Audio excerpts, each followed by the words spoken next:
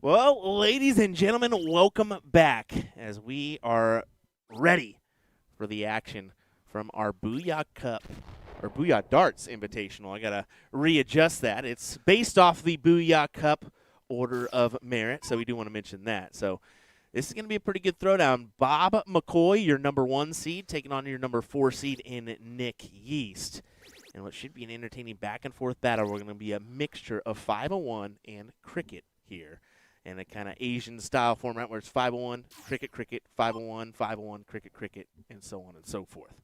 William Stewart, Nick Teixeira alongside me. What do you say, Nick? This should be an entertaining couple hours. I would have to agree with you there. I mean, this is going to be shaped up to be a very fun, fast-paced, and really cool format here in this best of 15 that we are looking at. Backpack. I'm just going to get something to write down some potential stats like 180s and whatnot. That's nice to have. Maybe 9 marks as well.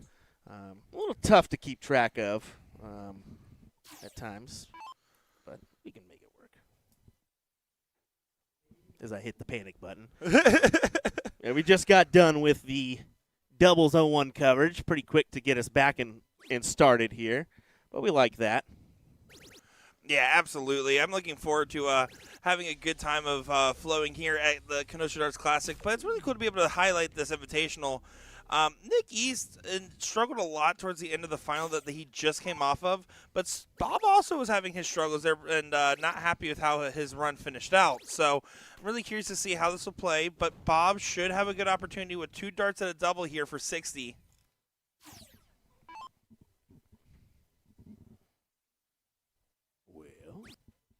Double 20. What do you need now? Pin. I got one.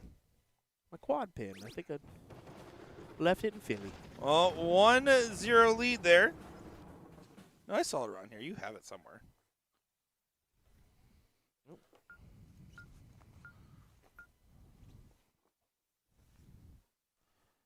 This should be a good back and forth. You give a subtle nod towards Bob being the number 1 seed, if you can really consider that being an advantage here. That's a 2-year order of merit for the Booyah Darts. That's 2 years. Jeremy. Didn't hear me. I was going to just get confirmation that it's a 2-year order of merit now. Yes. I believe it is. I just wanted to make sure. Did you not watch his announcement video? I'm going to be honest with you, buddy. I didn't catch it. How dare you? These last few days have been a little tasking on Will. Well, Nick started off with a nice 9 mark here to get things going. I lied. I don't have one. Okay, that's fine. We'll just use a Sharpie or something. I just want to try to keep track of some stats as best we can, but you're trusting me on that one, which is not ideal. You're not Mark Lacombe, but it'll work. So $500 for a 4th, 3rd finish, $1,000 for second, $2,000 for first. Pretty good payday, man. Pretty good payday. It's a great payday. And in this invitational matchup, folks, let us know in the comments, who are you cheering for, the Infection or the Vanilla Gorilla? Bob was not too thrilled about his he was not very about his new nickname we gave him. We walked out there and we said we may have messed up, and once Nick laid it on him that I may have said that you were a 3-time arm wrestling champion, and he goes, "No, runner-up. I didn't even give him the championship." What? Admittedly, Nick had a lot of sympathy for Bob as I keep trying the Infection. It's not working out, so we're just going to go with the Beast and the real McCoy. Give this a like, give this a share, let everyone know that this is going on.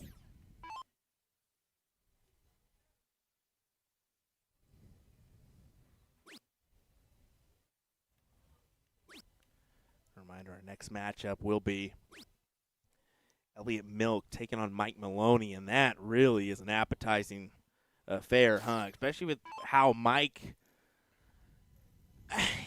we always know Mike pulls out the best when he needs to.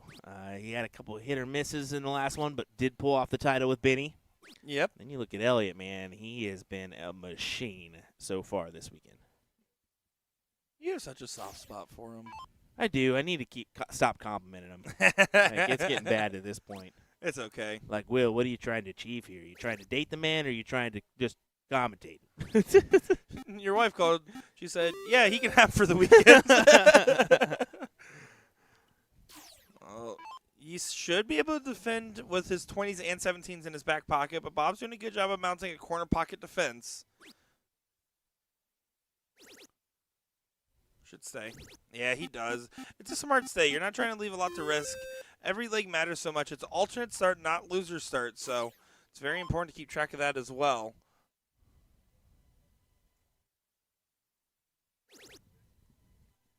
Q in the 9. Q in the 9. Oh. He made his last start shy, but it's still a great shot. Again, adds a dart to Nick's throw, and when you're playing 16s versus 20s, you're hoping to continue to add darts to your opponent's throw and hope for an opening that lets you swing all around. In this case, though, Nick's going to be quick to switch, and that's a bold move on the last start as well, but nails it. I immediately went to switch. I was like, I don't know, I like that, and I expected him to go back up, but electing to go to the 15s as well just to shut that door. Now it's a 3-wedge advantage for him, 1-point differential. Bob's only hope is to go ahead and go to the bull, and 1, 2, 3 for Nick makes this 1-1. Yeah, it's a good shot selection overall, though. I do like Bob just trying to force a 4-3 on the bulls and try to hope there's an error there in Nick's shot. Doesn't happen. And now Nick should be able to punch through. Does so in 2 darts, saying that it doesn't matter if you hit the 8 mark, Bob. I was going to take it in 2.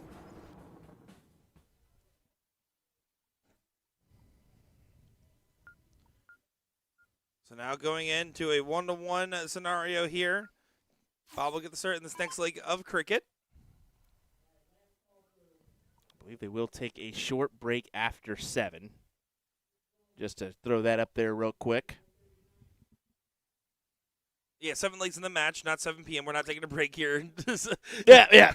7. I was like 7 legs. I was like, we're taking a time break? I didn't even think about that. To be That fair. is what time it is. Yeah, you scared me for a second. I was like, that's not what I heard. Some people on the East Coast are like, well, it's already 7. Well, What you are missed talking it. about? Oh, this is a good start here from Nick, punishing the 1 mark open from Bobbert McCoy. Bobbert McCoy.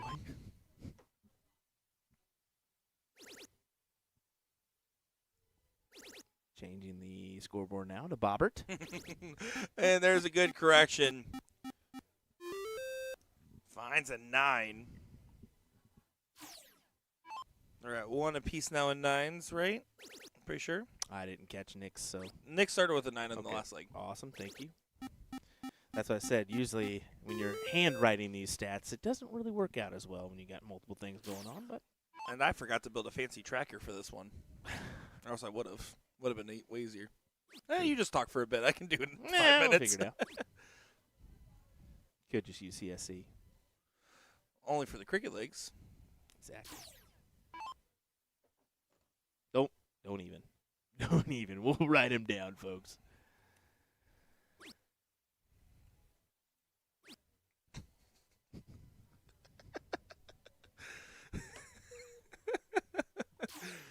Made you look. With the start here, didn't really go his way. And now you cue in Nick to quickly close these 18s. I think he's going to go right off the bat here based on his previous strategy. I think he should. I'm okay with it here. He has the advantage to try to set up a break, but you have to hit it. And you're committed now. That was the best case scenario for Bob McCoy, who now, if I hit a trip 17 on the first start, I'm going up for 2 20s. My goal is to get a number open. Secondary goal is to close the other number. Third is to get the point lead. He's going to stay. And here's the swing. And does nail it. That works as well for Bob McCoy. Good shot. And a big 8 to flip the script.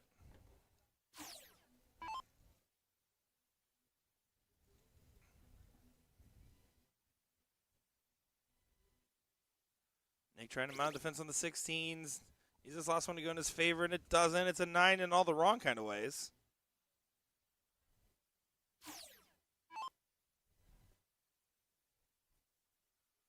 My favorite commentator in the chat, Gordon Stewart, saying, "What's up, boys? Watching from Goddard, Kansas. Rains all day, but making the best of it. Love it. Wish you were here in the booth with me, Pops." Love it. Thanks for tuning in. Always a big support system. I think the rain has found its way over this way.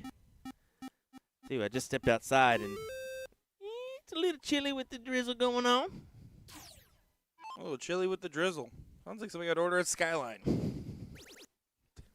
Touche. That is a pretty good line. I'll take some Skyline right now. I know you will. Good 9 mark there from Bob McCoy. 3 in the bed on the 17s. A big shot found. Now Nick can't get the point lead and close, so he's going to force to try to bed the 15s. Reduce the deficit in number of bulls, assuming that your 15 is going to get taken away from you. Makes it 6-3 on the bull race. So Bob should be able to just go ahead and knock out the 15s. He's going to add a little bit more first. It is 8-3 on the bulls now. Kind of wanted him just to go back to the 17s, but hey, he'll take it. Why? Because I wanted another 9. You just wanted to hear all the beep, beep, beep, wanted beeps. another 9. Yeah,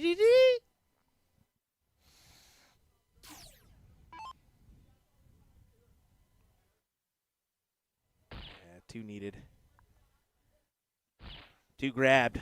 5.19 for Bob. Nick had a pretty good position halfway through this leg to set up a break. Instead, Bob McCoy does recover and get the leg win for a 2-1 advantage, but it's okay. It's just a hold. So for all the Nick fans in chat, you're going to be all right, as it's now Nick East with the start in 0-1.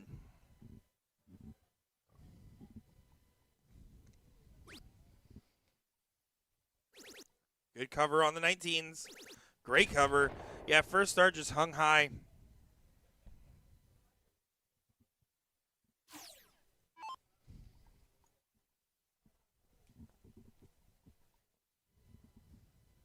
Oh, what's that? Whoa, What is that? He's going to pull something, right? That man's a grandpa. Somebody help him. I blame Byron. And the worst dance moves of the century go to Nick East. No, I was dancing earlier. Yeah, and you have I tried to hit him with like a Cupid shuffle. I'm going to say, you know what? You got to dance with the beat, right? And you said, what's a beat? I thought it was a vegetable. And that explains everything. It's okay. I know the rhythm of the dart game, not the rhythm of the songs or anything that requires actual control of my movements on the dance floor. An absolute travesty. You should have seen me at 8th grade homecoming dance. Yeah. On the loser wall, no one around. Yeah. Jasmine said no to dance, and so I just hung out with the boys and drank fruit punch. Couldn't even see straight by the end. He said 12 inches. He said more like 3 foot away. Did you have that rule in middle school? Oh. The ruler rule? Oh. The ruler rule? No, in fact, our middle school got in trouble because the DJ just went off script and started playing like Malcolm Moore and stuff, but like the explicit version, so we thought we were the coolest ever in the entire world. Turns out we were listening to Malcolm Moore, so we couldn't have been that cool. I had to quickly say what my statement was about because a lot of people would be like, wait, whoa. Yeah, whoa. When you were in 8th grade, did you have a 12-inch rule? Oh, I remember those dances, man. I remember those dances. I wonder if, what Jasmine wants to. As the song that precedes that is, to the window! We were like, wait, how does this make sense? And that was prom in high school. Oh. Good last start there from McCoy. Will return with 16 on the board for a potential 3-1 lead and a break a throw. Nick Yeast has definitely slowed down. He started off today so well in the earlier event. It's just I don't know if it's a little bit of fatigue or the lack of dance lessons that are getting to him at the moment. Either way, it's looking promising for McCoy here. Needs double 8 to make this 3-1. Drills it there. So our first break of throw here comes into play early on. Yeah, it's big time when you can convert a little early.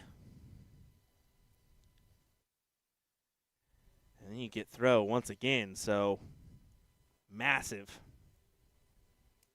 in this format. Exactly. Bob's going to be ecstatic at this moment. You can see it on his face. That's his I'm having a great time face.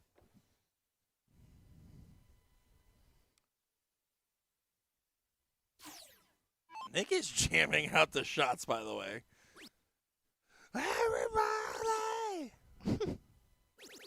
That cover is treating Nick particularly well. I always think of, like at least in the steel tip world, I always think of like Stowe when he goes that first start high in the 20. He loves to grab those 219s on the back end. Seems to be working out well for him so far.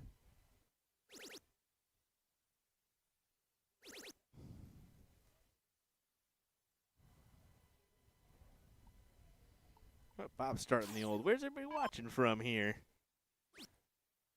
I see where you get it from. Rolla, Missouri. In there. Memphis, Tennessee. Ossipee? New Hampshire? Is that? Ossipee.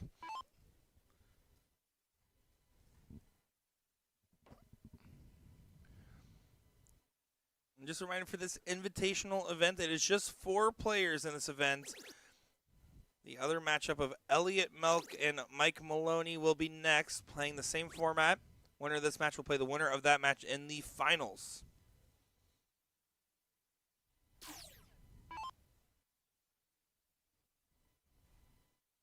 This is Nick's opportunity here to break right back. Needs 2 trips. There you go. Bonus as he gets down to 142 to Bob's 234.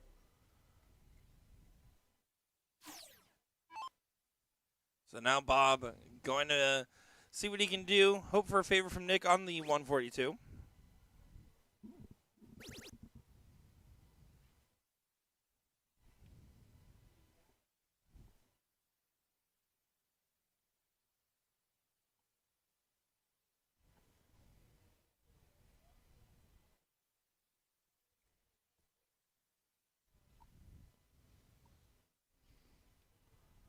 Make the best start possible here. Yeah, that's the way to go about it. Yeah, but this is now looking really good for Nick. Yeah. 154 is a big ask, even to 142 doesn't go. You expected Bob to be in a better spot. Stay there. How about that way of attacking a 142? I mean, he does love his 18s. 219s? No, he'll go 20-54 here, no doubt. Or will he? He will. Okay. He did that route earlier on in the it's either today or last night. Well, it had to be today. Things start to blend in at this point in the day, don't they? Yeah, they certainly do. I mean, especially with how much 01 in particular, with our first 2 events being all 01. I'm sure I'll be able to recite more of the cricket leagues in this matchup because I have, like, fresh storage in there, you know? Like, the brain's opened up a little bit. As that will be a win for Nick Yeast, and now it's 3-2. And with that break back, it will be an opportunity for Nick to make things chalk by holding his throw in a game of cricket. The first cricket leg they played, Nick threw phenomenal, controlled it the whole time. Second leg looked like he was going to gain control and hold it, but then Bob hit a well-timed 8 mark and flipped the script. See? I have plenty of room for cricket in my brain right now. All the 01's full. Not a bad start. That's the minimum 5 mark here for Nick. The best worst opening.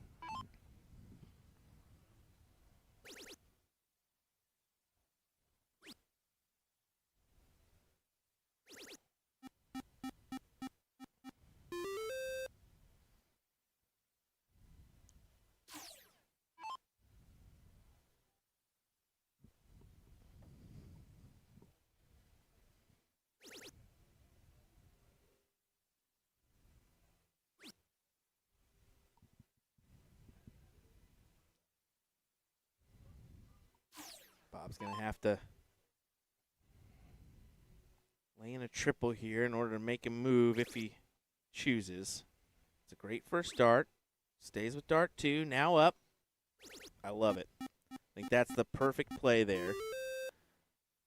Grab that first dart to collect the point advantage, spread it a little bit further, and then attack on the close and force Nick to the 18s. And that's where he's going to go. You said it. He's been good on those 18s. Yeah, but there just barely sneaks in that last start for a 4 mark. Means Bob is continuing to drive along here. Cup of coffee. Cup of coffee, please. Here. Little help now.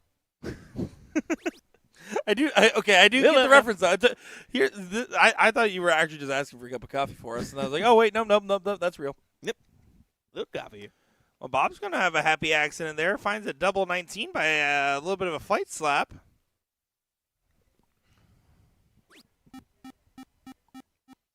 Goes up to the 18 on the last. No, but for real, can anybody bring us some coffee here? I cracked you open another energy drink.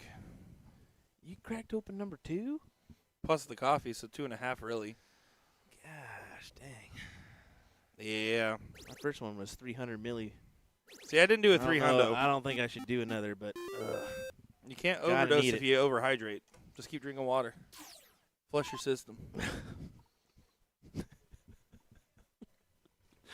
How Nick's brain works, everybody. I'm also the same guy that believes if you microwave for an extra couple of minutes, it'll kill off more bacteria. Same guy. If you kick ice cubes under the fridge, they won't melt. That's true, too. It's just the facts of life, man. Oh, my gosh. I got this stuff figured out. Yeah, if you kick it under your bed, it cleans itself. Yeah, I don't check under there. I moved out, and I was like, oh, that's where my prize possessions were. There's my award from 8th grade. I was on the phone with a coworker the other day, and I was looking for something. He's like, well, where's the last place you left? I was like, I think it's in my pile of stuff. He's like, your pile of what? And I said, well, I got a pile of stuff where I just don't know where it goes yet, or I haven't figured out where I want to put it, so I just have a pile of stuff. Oh, mid-20s statement from Nick DeShera there. I appreciate that we're rounding down to my mid-20s. It sounds better that way, buddy. If I said 27, everybody would be like, whoa. Ooh, yeah, you know. Yeah, maybe that's a little bit too much. Exactly. Ice cubes can't melt if you don't see them melt. The tree in the forest falls and doesn't make a sound. I feel bad for your dad now. Why? I just do. I haven't lived with him I just do. in almost 9 years. I feel bad for my roommates that I've had over the years, maybe. Back to it here. Bob finds the last start trip. Didn't take the risky play, but leaves an opportunity for Nick Yeast to find a big shot here.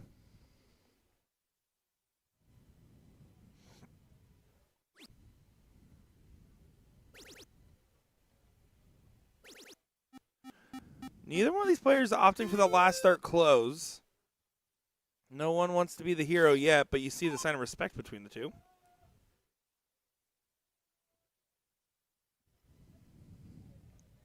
Doubles cricket out there in full swing. Oh, yeah.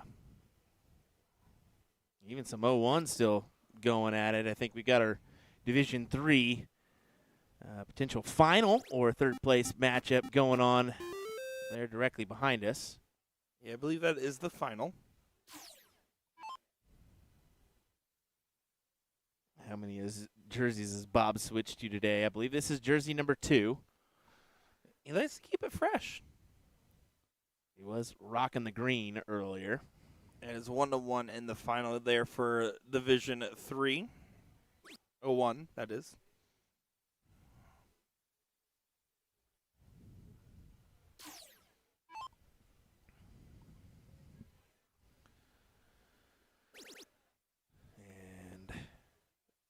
Surprised he didn't go dart 2 up to the 18s.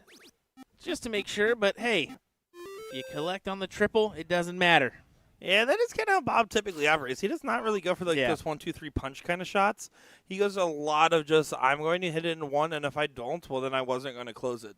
That's typically the modus operandi we see him typically drive in.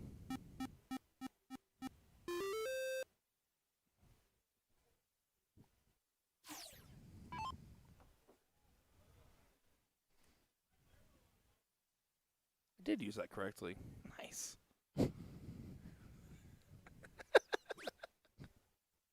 Thank you, English teacher. Check.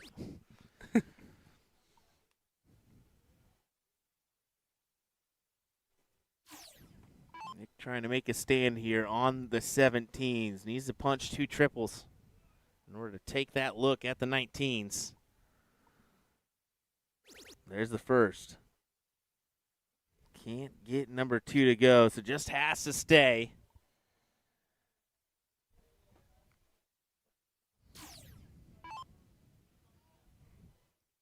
I'm not going to lie, watching these guys battle back and forth is giving me the itch to go out there and play myself. Then I immediately go to a board and realize I can't do what they can do. Nowhere close, to be honest.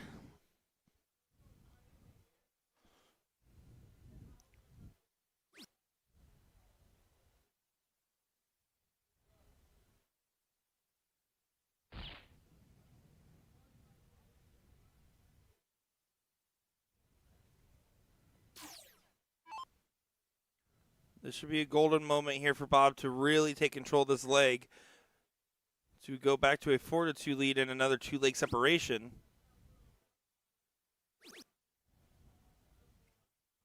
Nick threw in a seeking inspiration kind of bull earlier, but this is looking pretty hefty. 167-point lead.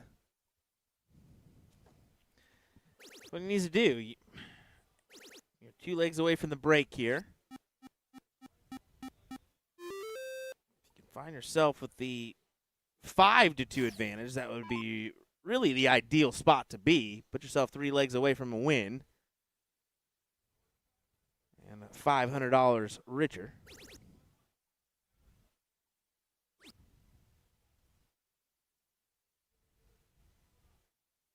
Well, we know Nick's going to make that a little difficult. I always do.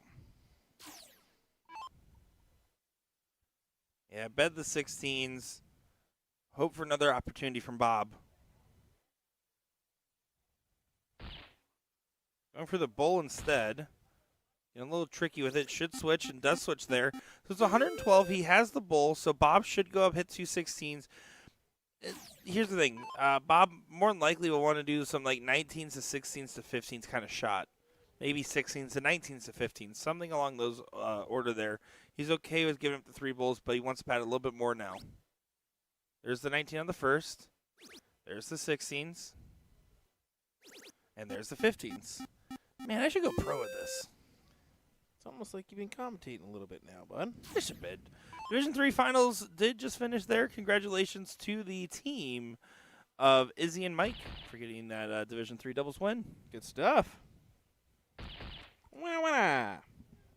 Wah. You see? Wah. That was a winner, but okay, whatever. You hit me. Bob needs the 2 bulls.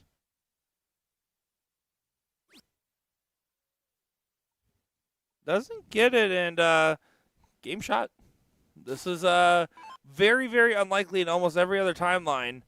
But because of the dead even score, Nick has found a way, despite the circumstance. Double pull to start, though. You need the go-ahead. And doesn't get it. Needs another one. And doesn't get it. So now Bob up 3 darts for 2 bulls. But Nick did find a way to give himself an opportunity at a leg that should have been pretty heavily in the favor of Bob. Credit to the shot selection working on his favor. But there, Bob McCoy will break the throw again for a 4-2 lead.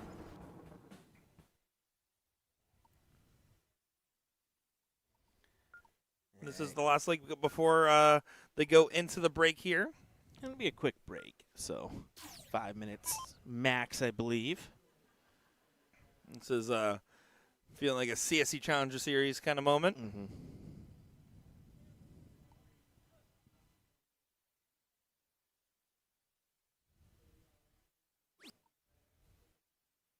You are in the area. They're still taking signups for the blind draw. Unless you're in the doubles cricket event still, then you don't get to play.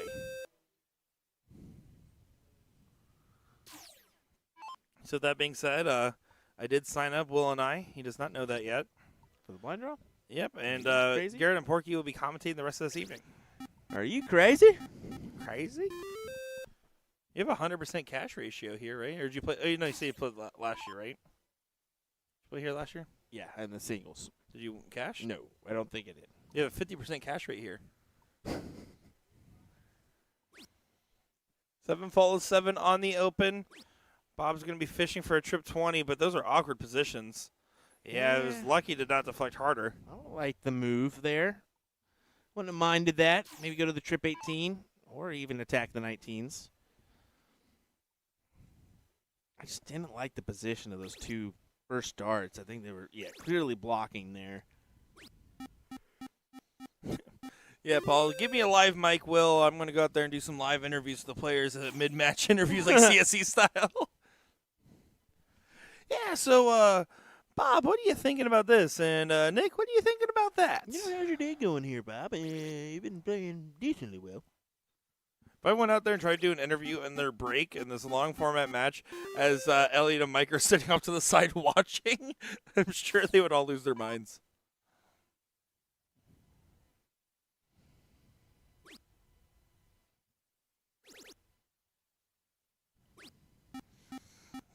Good 7.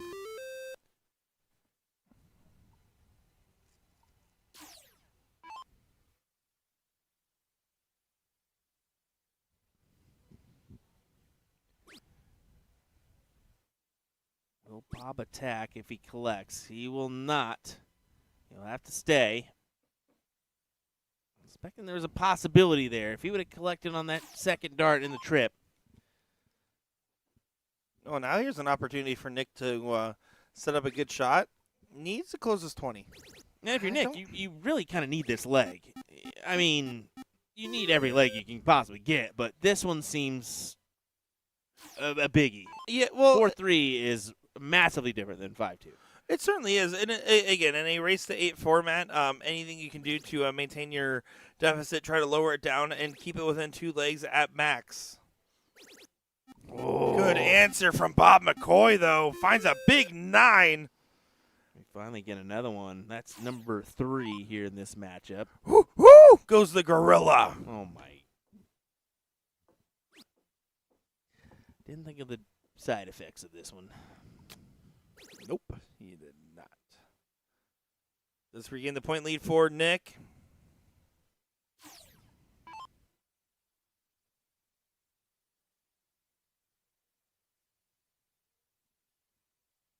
Shouldn't change the fact that Bob can still continue to walk along.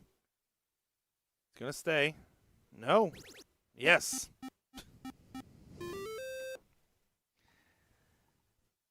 Great shot there from Bob. Has the 100-plus advantage. Oh, there's Stu back there. Papa Burn.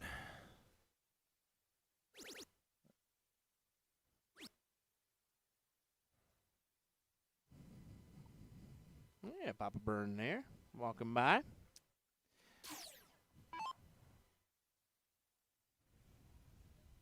Playing security guard if he needs to. Need him last night because of all the fans trying to break in back here, folks. And that's it. About walks the dog on over, but this is exactly what Bob McCoy wanted to see. A potential 5-2 scoreline incoming here, as he'll put himself 3 legs away from victory in a matchup with either Elliot Milk or Mike Maloney.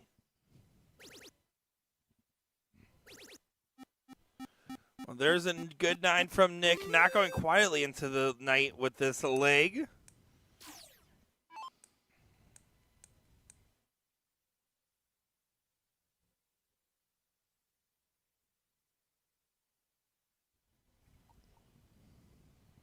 Uh-oh. Uh-oh. Nick's 9 mark. Well timed. Bob decides to close there on that last start.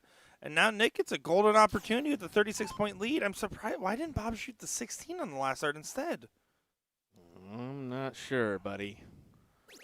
Yeah, now this is a close for Nick. Important last start. And does find the double. Wow. And now Bob has to hit 5 bowls in the shots. What looked like 5-2 is now changed. What a lapse there from Bob. The Campbell didn't pay off because Nick was averaging a 6 going into a shot that required him to have a 6, but this 5 bulls does go for Bob McCoy and absolutely gets right back into the mix after giving an opportunity up the other direction. That is almost the most emotion you will ever see from Bob McCoy as he lays it in. Shot. Holy cow. What a shot from Bob McCoy, and we are not done yet, ladies and gentlemen. That is just the first half of this matchup. We'll be right back after a quick word from some sponsors to finish out this one. Don't go anywhere.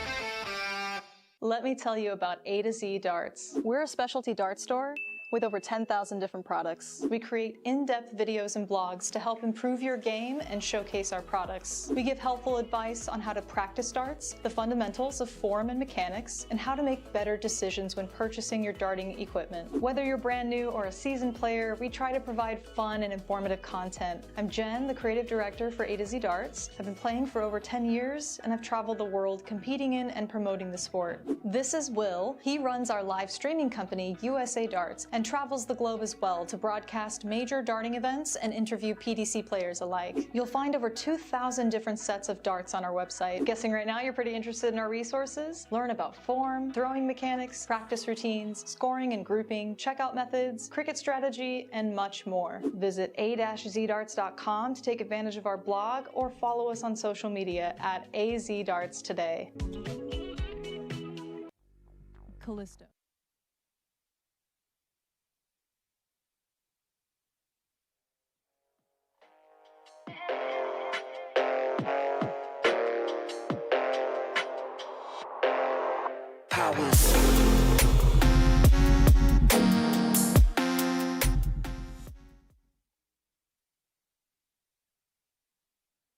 Well, here we go.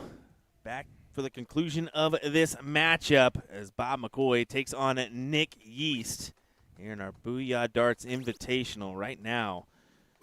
Advantage for Bob McCoy as is a current scoreline of 5-2. Massive 5 mark to get the leg. Bountiful Bob builds up beautifully in this matchup as I'm looking forward to seeing what will transpire on the second half. Needs 3 more legs to get the win. Nick has had moments, but these cricket legs randomly flipping on their head is what's been killing him. It's every time Nick had taken a risk, all of a sudden Goes around and Bob's right behind him. Then Bob makes an error, in my opinion, in the shot selection, but doesn't matter because he was planning on hitting 5 bulls, I guess, every single time. Yeah, what a collection there for Bob. But yeah, I mean, it can work both ways. Nick, that can kind of be demoralizing for Nick, right? So he's thinking he's going to get this leg, make it 4-3, put yourself one out, but instead it goes the opposite way, and now Bob hammers in the 180 as he jams out to some Creed. Love me some Creed. I mean, my wife would not disagree. She loves Creed way more than anybody else loves Creed. She's got my son singing, "Can you take me Kind higher? of like, what are we doing here? I love that. Setup job here needed for Bob McCoy. It'll work. Yeah, this is a good spot. Already trying to set up a break back once again. I think to your earlier statement about the 5 bulls, demoralizing in the moment, absolutely. But because it happened right at the break, it's enough time to reset. I think right now the only thing that is going on is Nick has some alarm bells going on. He knows that he can't afford to drop legs. He knows he definitely can't afford another break. And right now, Bob McCoy, if he takes this, I would say is going to almost lock in the match 90% chance. Yeah, I would agree with that. See, I think the opposite. I think that time to sit and think about that, what coulda, shoulda, woulda been, affects you, and we'll see how it plays out. That's why I always tell you, don't think. It wouldn't surprise me if Bob goes clean sweep here. We'll find out. It will go back to Bob to throw first here in leg number 9. This is to get Bob to match points. You are not mistaken. Yes, best of 15 legs here in this one, folks. We're going to get this one. We're going to get a matchup between Elliot Milk and Mike Maloney, followed by our finals here. Now there, only a 1 treble open. Another one of those for Nick. Doesn't come, and there you have to start taking advantage of any opportunities given. And unfortunately, the opportunities, while presenting themselves in moments, aren't being capitalized. They're being lowercased, if anything. Tough crowd. Very tough. That's not going to work for me, buddy. Sorry. Just not going to work. Once again, Nick under pressure with this great start from Bob.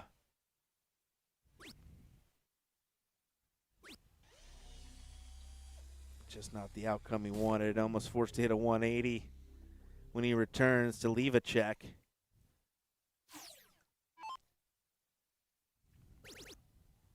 And you're going to need the 180 when you return, Nick. Sorry, bud. Yeah, Bob does get it way to a finish. You can't afford to give Bob McCoy 6 darts from 143. Not when he's 6-2 ahead. Yeah, Bob's really starting to groove in this match again. Again, had frustrations in that third-place match of the doubles 0-1 earlier today. And I think he's using this as an opportunity to show some frustrations and taking them out on the dartboard.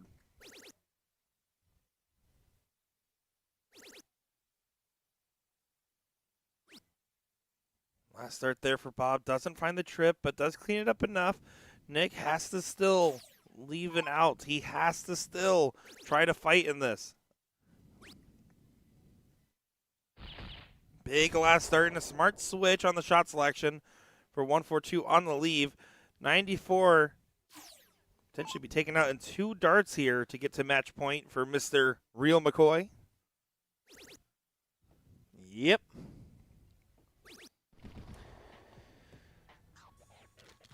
That'll work. 35.79. As Bob McCoy puts himself 1 leg away. And he's going to be fine even with Nick getting the throw here in this leg. If he doesn't get it done here, he's got the next one to bank it on. And you mentioned this earlier, Will. It was close to being a 4-3 situation. And now we're looking at a completely different story being told. Colin, love and miss you too, man. Hope you've been well, my friend. As Nicky starts off with a 7.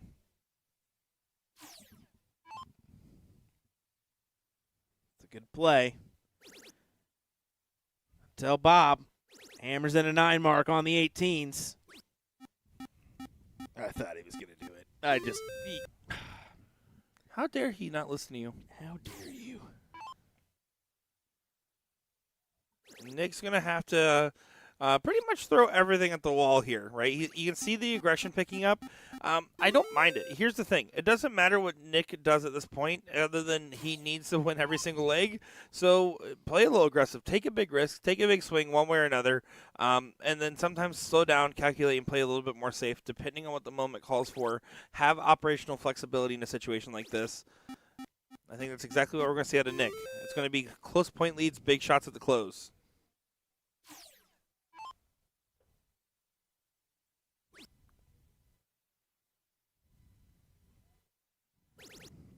Big last start find, but now an opportunity. This leaves a 9 mark on the table for Bob McCoy.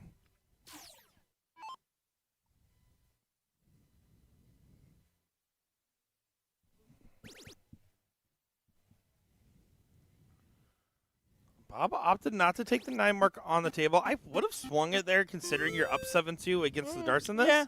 I think you got that first start. Take the big swing, and if it doesn't go, the punishment's not too severe because of the match position.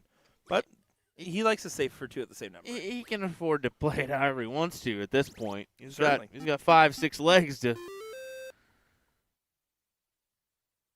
figure out a win here.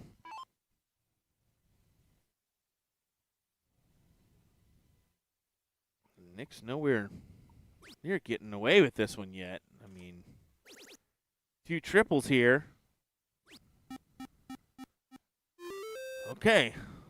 I was thinking if he nails the 2 triples, you're still fighting it here, Nick.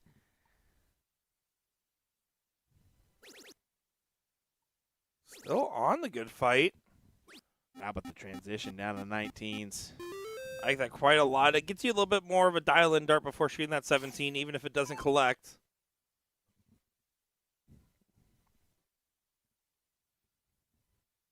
Bold, blue, and beautiful, the 3 Bs of this matchup. That's how you can describe either one of these competitors. Really tough crowd with Will today. I'm telling you, bud.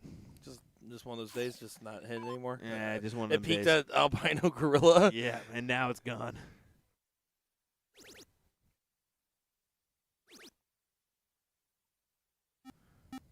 It's a good shot from Nick. I'd love to see a 7 mark here. Trip 16, trip 15, and a single at least on one of the 2.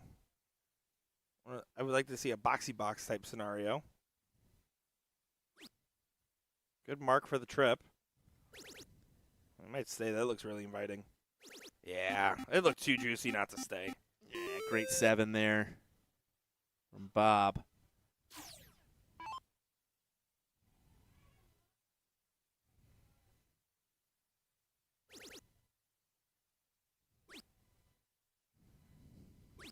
See Mike Maloney looking on.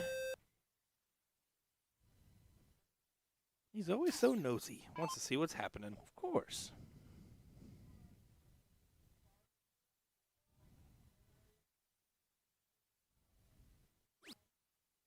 Bob not having any luck with the 16s on this visit, however. Yeah, there was an opportunity for a swing there. But you got to collect on the first in order to try to make that shot. Most likely, though. Often shot incoming. And yeah, Nick should take hold here. Oh, you can't go outside. Well, the miss kind of hurts. Well, it just completely takes away the momentum. Again, now Bob gets a first start trip and all of a sudden can go for 20s and 19s. Surely you have to make that play, right? Rather than the 15s. Oh, my. I don't mind it. Well, now I do. If you're going to do 15s, That's what I'm thinking. I'm like, what? I think that's the better shot, the 16, 20, 19. If you're going to shoot the 15, that's fine, but you're committing all 3. Insane behavior to go for the 15 and then close, because if you do hit it, you're asking for a 5 mark of Nick. We'll see how it plays out. I mean, Nick's got to collect here. He does. Yes. But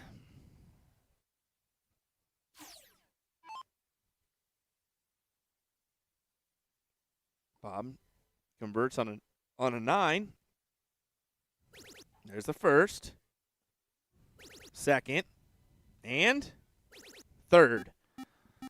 Now a 74-point differential. I think you need to. This forces a 7 mark. It's I'm sitting 4 there thinking, I'm like, should you go ahead and stay on these 20s now?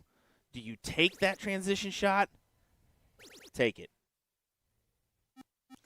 Oh, and he just doesn't quite get it there at the end, and it does leave a potential 9 mark. It would leave 4-3 on the Bulls with a 1-point deficit if Bob wants to take that. Opportunities for both shooters. Who's going to take it? Very well could be Bob. But 1-point differential forces him to stay. And it's a good 7 on the collect. Now it's 59 points. So first dart trip does get you 2 darts at the 15 if you so choose. Should still only be 1 dart at the 15 in this shot. I would move back. Yep. It does. This is a good 20s versus 15s case study right now. Oh, you look at it. Bob's throwing 6-3. You have to do that on the 5.18 from Nick, having the 20s and 19s. So he's going to have to stay because he didn't get the first dart trip. exactly. Can't afford to take that shot there. 54, same shot here for Nick. Needs to find a trip there and he can get 1 dart at the 15. Now he has to find a trip to get 1 dart at the 15. He does. 6-point lead. He's choosing to stay. It's a good collect. 66-point lead now.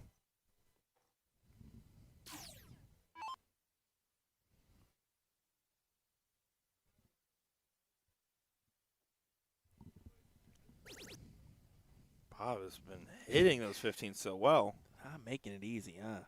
No, but Now there's he an did. opening. Now he did.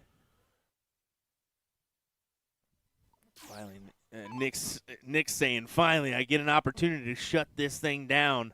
Oh. And you do that with your first.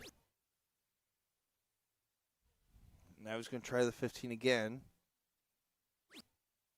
I don't love it. That first start's such a blocker. I get that. So then just stay with the 20 for 2. Guarantee you'll get another clean sweep. You're letting Bob potentially bet him. Good mark.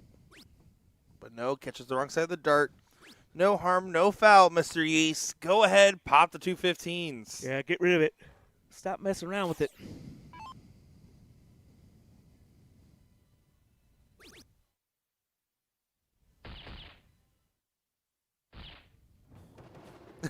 There is Nick having a little bit of a celebration. I got one.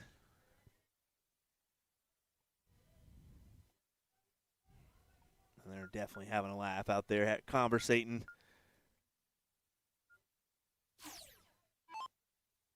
A lot of respect between those two.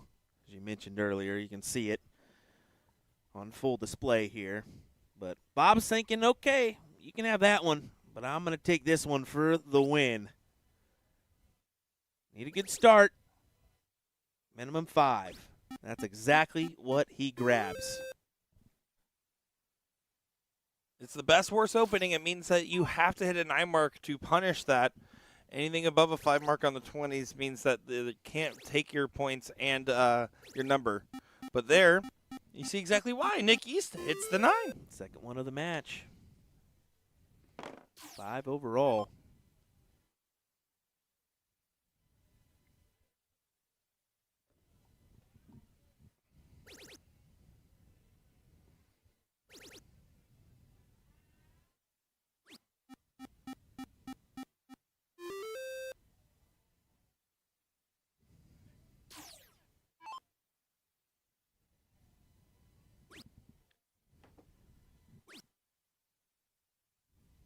Uh-oh. Not the full play that Nick wanted there, so. It gives a moment for Bob to get back into the mix. 4 mark on the 18s. He will go. Yeah, he loves to stay there. You're absolutely right in your call, Will, but every time he does that, he finds that last start trip. He doesn't need to go for the safe in case I hit a single strategy because he just keeps finding what he needs.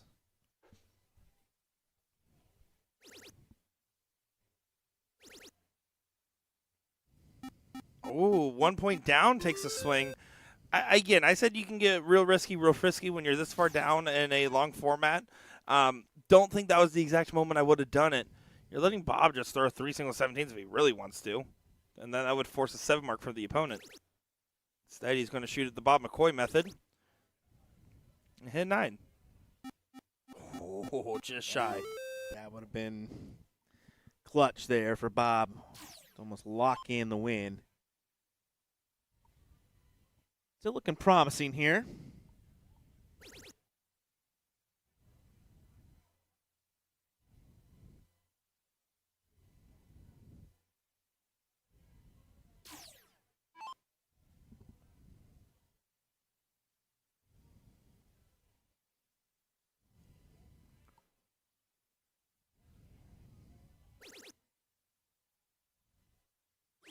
And Bob now taking 2 darts at the 17. Good spot, but he doesn't use the marker effectively. Shanks it up. The loser of this match will still get 500 bones. Pretty good payday for being in that top of the ranking list for the Booyah Cup. Yeah, just a reminder, these guys are all within the top 8 of the Booyah Cup Invitational, Booyah Cup circuit. They normally have 8 invites, but 4 of them couldn't make it, and they decided to still play it out, which I love to see.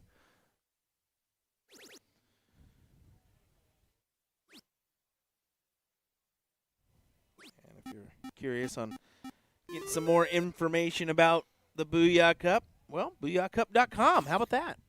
Pretty easy.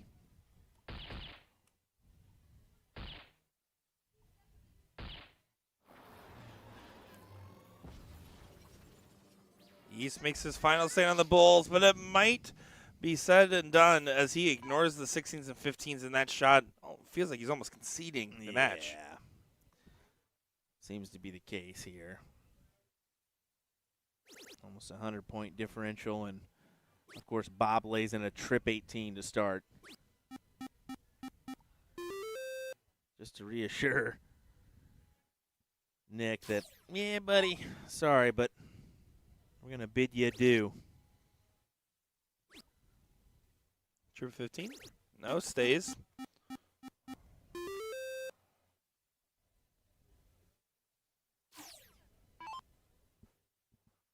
So single 16, trip 15, trip 18. Starts with the trip 18 but misses. Now single 16. He's probably going to try to bed to the 15s. Now, again, he likes to grab that ball early, so he has it in his back pocket. He's going to hope for a forced error. No, this time going for the Bulls. And it's a wise choice because he hits a 3 in the black. Wow, what a shot. You can see Bob giving him some love on that one. As he should. Pay the flowers to the man. This is turning on its head. Bob's going to now drill deep on the 18s. Good spot to stack. Yeah. Yeah, what a 9. What a time. Number 4 for him in this matchup. Almost lock in the win. Yeah, need another 3 in the black with a 147-point difference.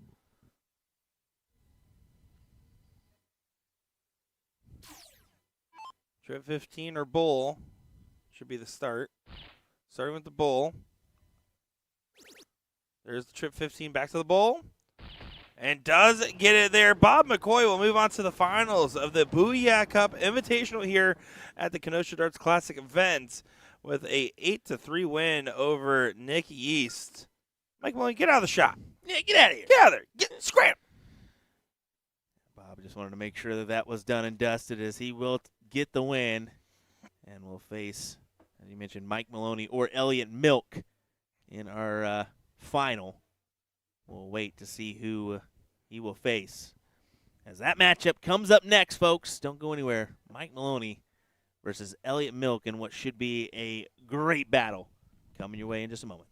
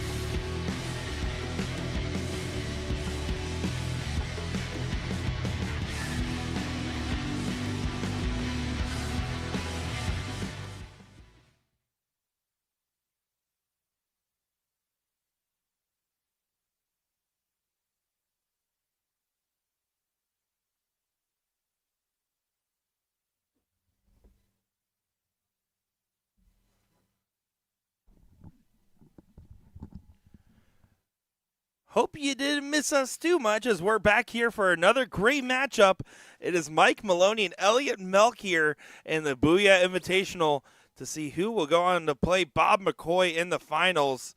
Nick Yeast fell short. You can see him in the background, but it was a great performance overall from Bob that dictated that matchup. And Mike Maloney is going to go ahead and start off with some fire here, loading up all three in the 20s to get things going early on. My name is Mickey Sher, joined by Will Stewart. We're going to have a lot of fun calling this great matchup. It is, again, a best of 15 race to 8 format, alternate start 0-1 cricket combination there with a break after leg 7.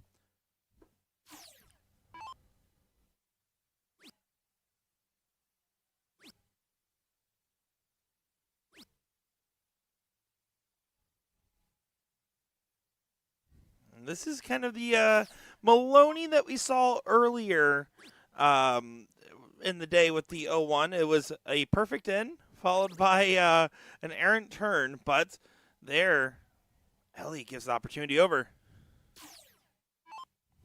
Bradley Smith, they played a combination of 0-1 and cricket. So sit back, relax, and watch a fun combo format. It's matching the Booyah Cup qualifier formats here. So it'll be 0-1, cricket, 0-1, 0-1, et cetera, et cetera, et cetera.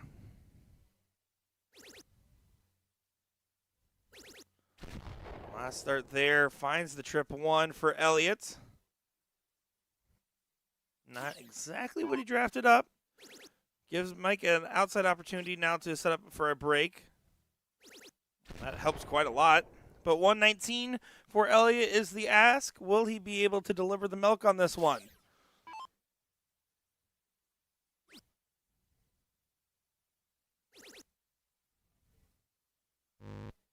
He misses on the double. So now Mike Maloney has an opportunity. Double-double? Double-double? Double-double! There you go. Mike Maloney grabs leg number 1 in this matchup. He has been shooting the 100 in the 80s, not double-double, but because of the position on the dart, it was an easy transition, and now Mike Maloney starts off with the break and gets a start here in leg number 2. Important to remember, folks, it is alternate start in these Booyah Cup based events, so the qualifiers are the same way as well. And Mike wastes no time, starting off with a 7 mark.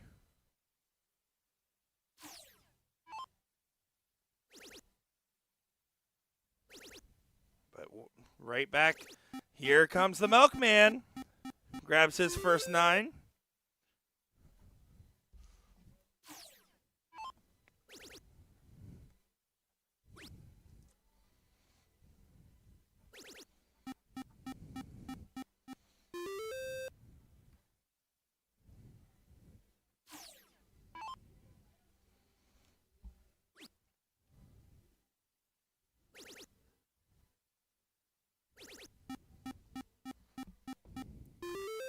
Some good interplay between the two. 20s versus 19s, but Maloney knows if he gets a first start trip, he can shoot the 19s. He switches to him early. He must really not like the position of that dart. 27-point difference means if Elliot Melk hits a 6 mark, he's going to be happy with the result. And switch to 20. Gonna stay. And does, but doesn't convert.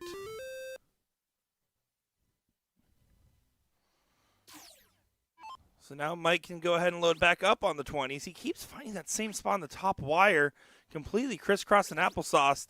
Goes ahead and hits a last start close with only a 13-point lead with no visibility on that 20. It's a good shot. It's a great shot considering the circumstance. And Elliot was really hoping to find a trip on dart 1 or 2. Has to stay to these 17s, you think, to get the close. You don't want to give up an X, but at the same time, this is a tough call. Yeah, he closes on the last dart. If I'm Mike, I'm going up there and I'm betting the 17s. Or at least that's the goal. Yep. Mike Maloney hits a 9.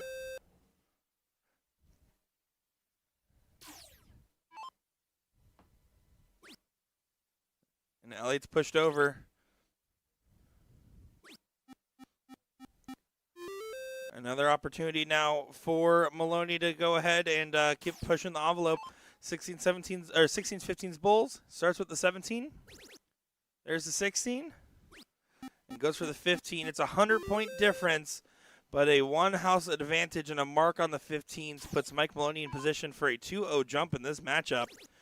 Chat, I know a lot of you were calling for the Leche, Mr. Milkman, earlier on. What are you thinking right now? Let us know who you're cheering for. Mike Maloney, Elliot Milk.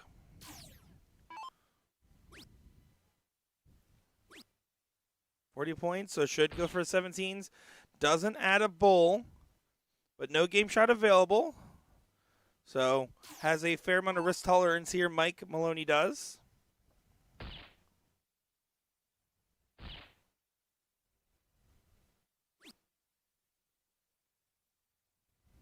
And here it is for Mike to hold his throw. Just 2 bulls. One more needed. Misses it.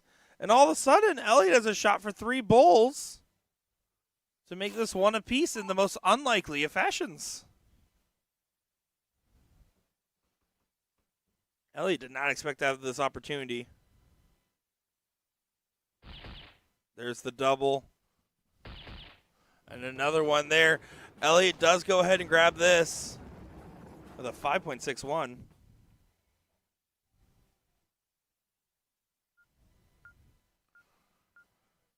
So 1-1. And now Elliot will get the start with this break. Very interesting. That's one of the things that can get your game really skyrocketing in a matchup like that. Having a leg that you shouldn't have won, you feel like, all of a sudden going in your direction. It's a very different story getting told. But Elliot going to go ahead and continue to ride that wave of momentum, starting off with a 7 here into that next round.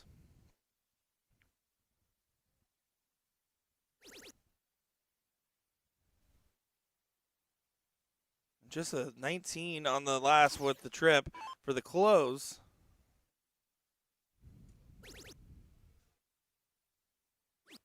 And Elliot can just continue to walk along.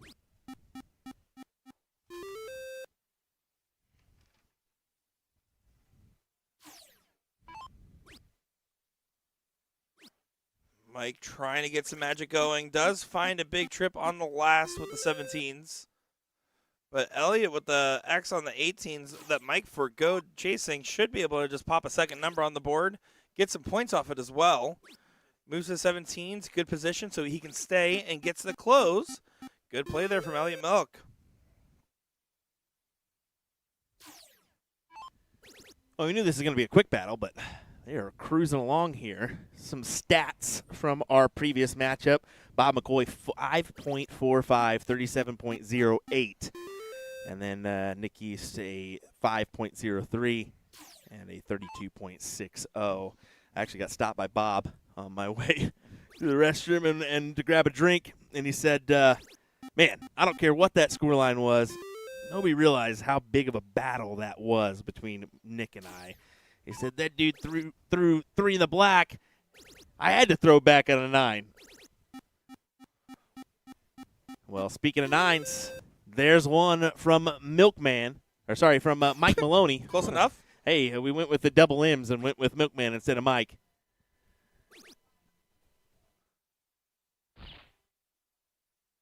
Still, though, this should be a good opportunity for Milk, who, again, was very much facing a 2-0 deficit, and now the reality is changing here.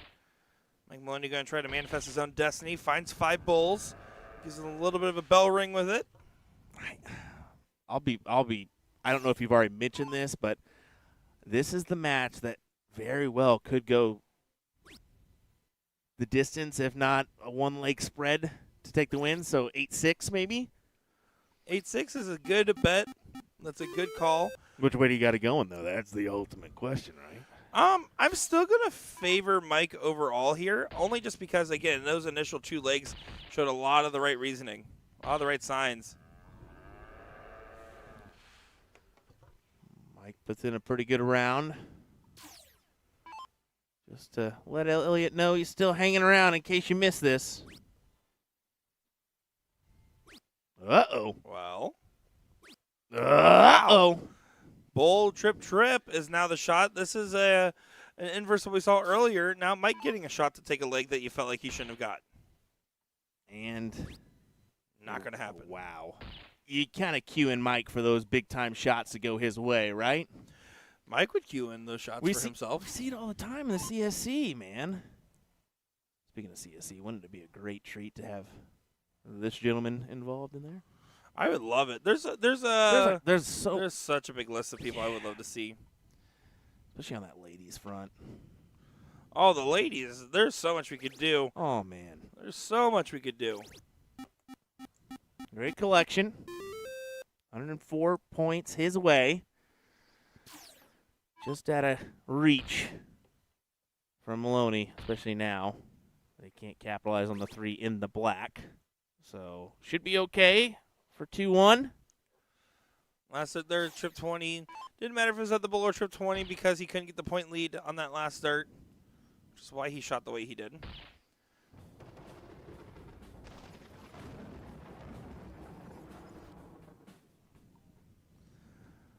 Elliot there finishes with a 5-0. So Mike's 4.88.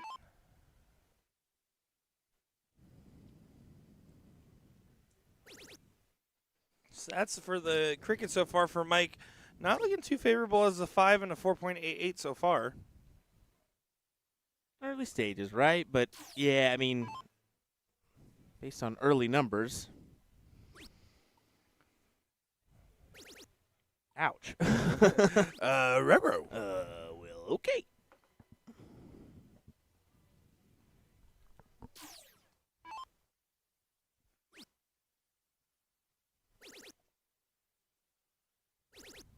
Good correction there from Mr. Hulk Smash.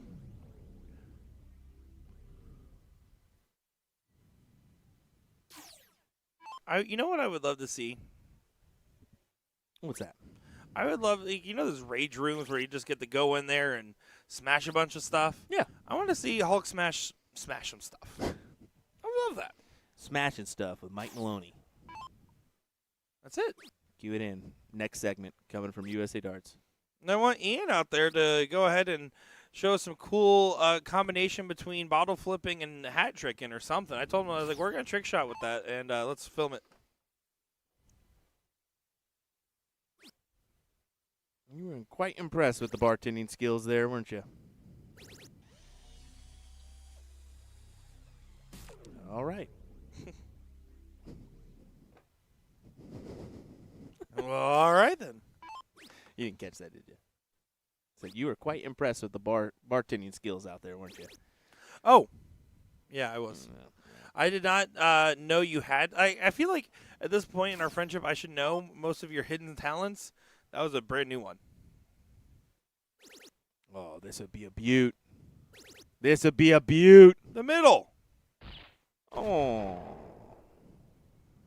But now, all of a sudden, Maloney had an opportunity to make this 2-0, missed 3 darts for 2 bowls, and now is potentially facing a 3-1 deficit, and more likely will be facing a 3-1 deficit.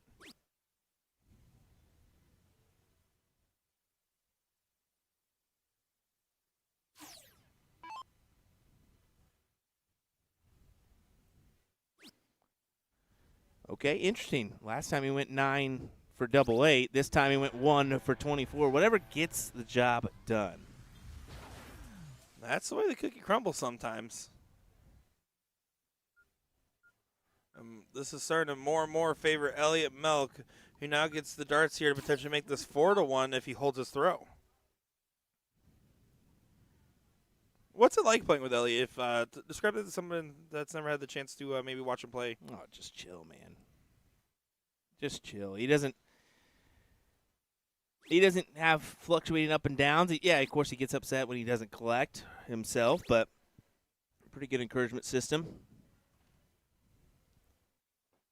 Rather enjoy it. I mean, that's kind of demeanor. I don't want somebody that's too pumped up, someone that's too down. You just want even keel. He is very even keel. Yeah, very, very much so. That's the warden in him, man. You got to remain even keel. You're going to have times where you're really upset, but you can't show that, right?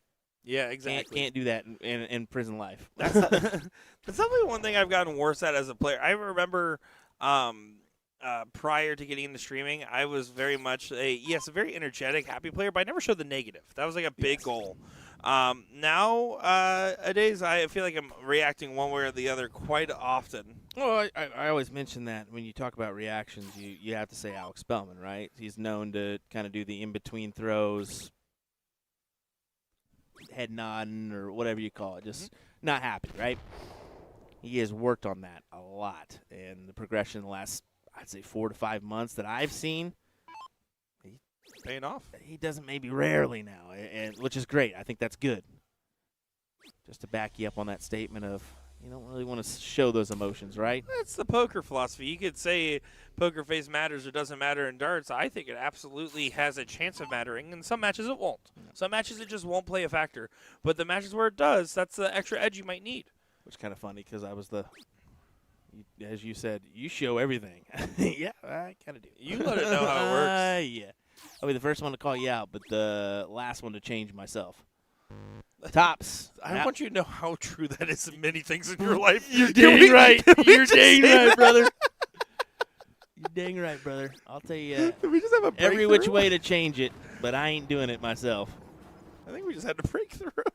3-2 score line here. As we're just going to avoid that now. As This is showing a lot of similar signs to what we saw earlier. A break followed by a break back, and the 1 leg difference that could have been a 3 leg difference. oh, look at that. Over on YouTube, so I haven't been able to watch yet. But just wanted to give a shout out to Will. Really good shooting last night. You were solid, even at 2 a.m. I don't know, brother. I don't know about that, but no, I think it was fun. Kudos to Nick for allowing me to jump out there and have some fun while he manned the stream here. And Glad we just know who's in charge around here. That's what really matters. I'm starting to figure that out when I talk to Jen Mounts more. Oh, stop it. Oh, I stated it. I stated it. Did you? Will's second fiddle these days to Nick It's Teixeira. got to be a little gayer. Is that the inside part outside there? Stop it. Oh, my God. Stop it. Oh, gosh. Why? Don't cut that Why? Send it to Jen. Well, Yep. it's a good 7. Mike's getting momentum back in this matchup. All right, a little bit, and this is exactly what he wants to do. If he can make this 3-3, you're fighting it out for who's getting the advantage at break.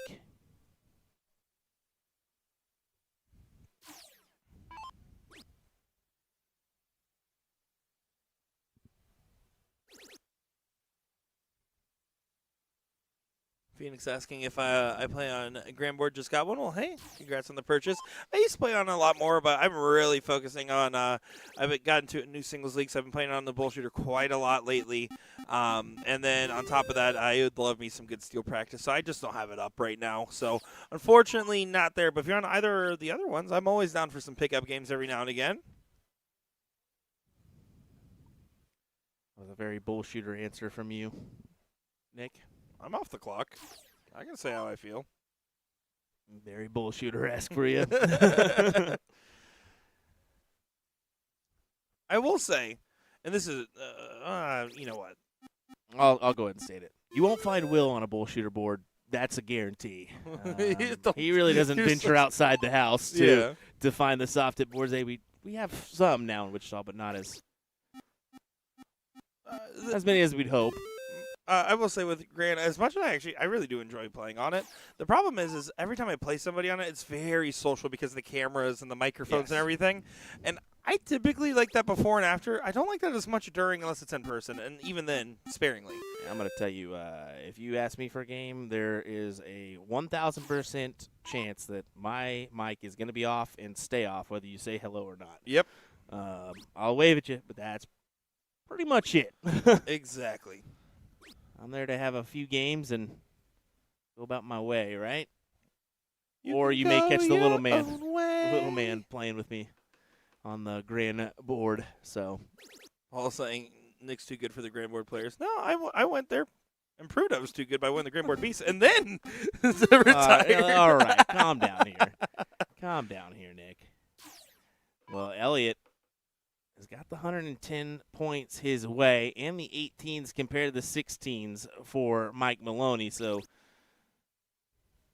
promising against throw here.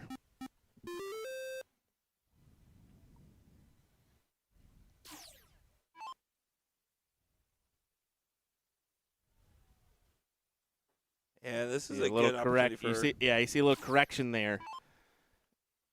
It should be an easy walk for Elliot, all things considered. 15 goes well wide comparative to where you would normally find him, but corrects quite well. Hits a big 6. You too, Andy. Great to see you, my man. Always, brother. Always.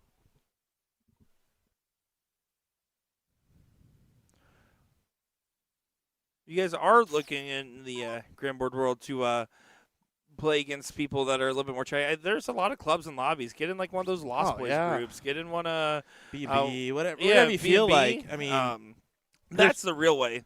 I just know with us. Birdman yep, as well. That's Birdman. some good ones. Those are the ones that I kind of try to go to.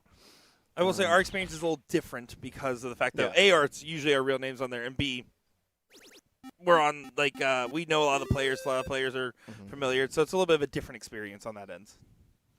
There's outlets for whatever you want to do, whether it be handicap, non-handicap, divisional play, straight up.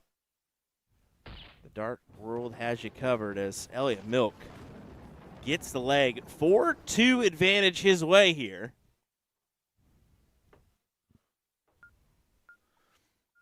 Mike's highest cricket average so far has only been a 5-0.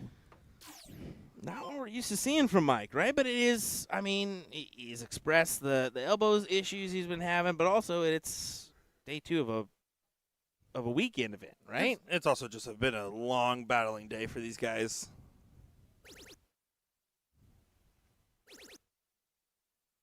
This would be an epic start for Elliot Milk. What a 9. Yeah, taking advantage of his own throw early on.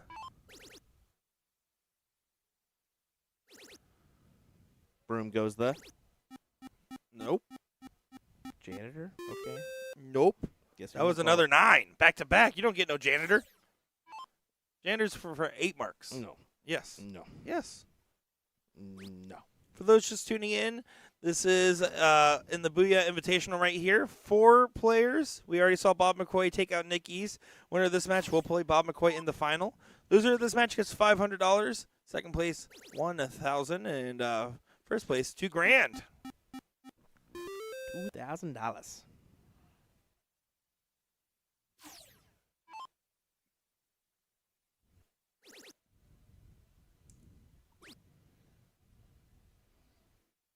Takes a look downstairs and captures it.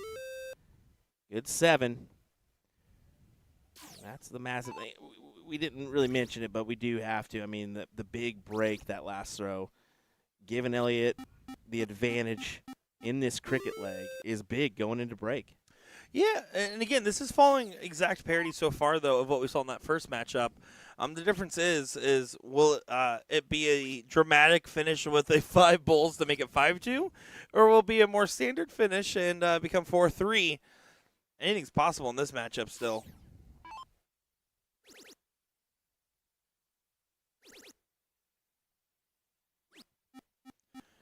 Good shot there from Maloney.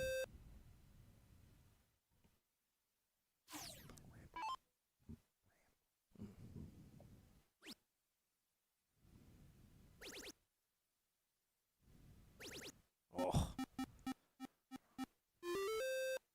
Barely out in front. So as you can see, Mike has that bigger wedge. We count on that a lot, how massive that advantage can be. So stays on that number, bangs out a 7 mark. Yeah, 110-point lead right now is a good spot to find yourself in. Well, it forces Elliot to stay on the 17s, and no matter what he does, now he will not grab the point lead. So now if Mike wants to start on that number, he can. David Gott and Casey Berlowski is taking on Garrett Rakowski and Steve Hilger, a.k.a. Porky, in the seat match of the doubles cricket, by the way. Which, pretty interesting matchups there. Oh, said his name out loud and he shows up. He was waiting for it. He was creeping behind the door.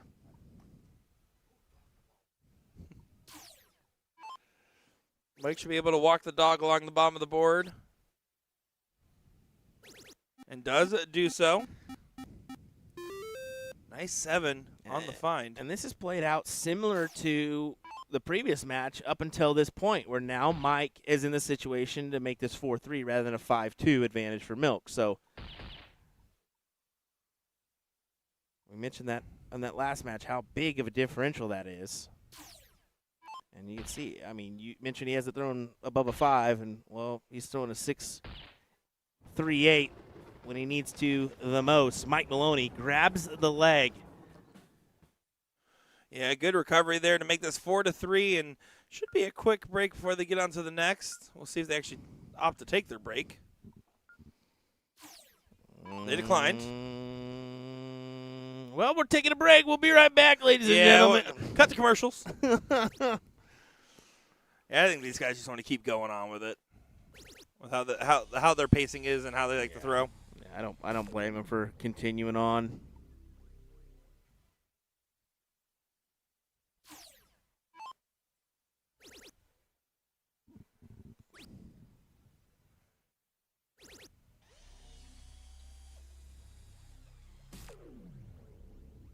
Great start here for both players.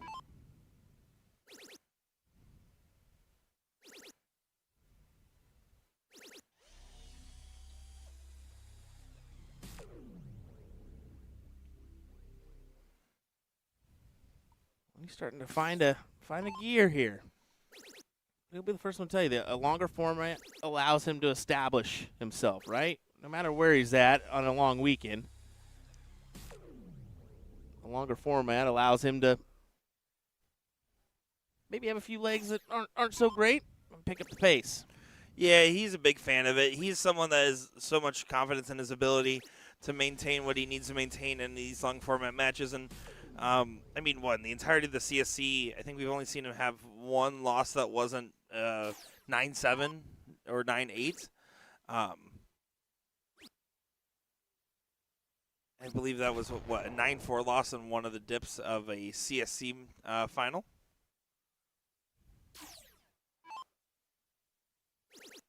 Double top for Mike Maloney.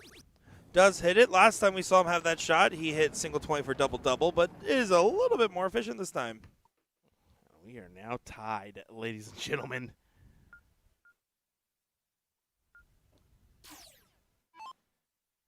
A best of 15 is now turned in to a best of 7. Allah, we're halfway there. And then some. 140 for Elliot to start things off. Mike going to try to fire right back. He's got the momentum going in his direction now. But Elliot hasn't slowed down by a lot. Mike's just starting to speed up. That's exactly it. Mike's trying to, or starting to find that that gear that he needs to find. Reminder, Bob McCoy has already bested Nick Yeast in our 1 versus 4 seed battle. The winner of this one will take him on in our finals. So still another hour left, guaranteed here, folks. Share this one around. Let your friends know we're live here in Kenosha for this Booyah Darts Invitational. Kenosha, don't you know? All right. Sorry about that. I did have to take a phone call earlier when I stepped out there. I was like, yeah, bud. And I was like, oh, no. Oh, no. Don't start this.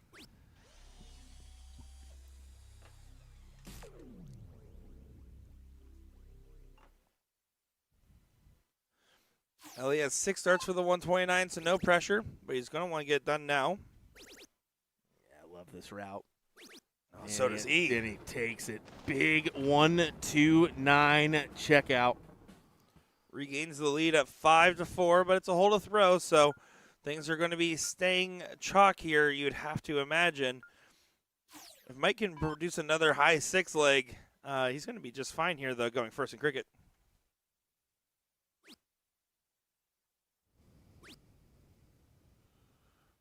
Uh-oh.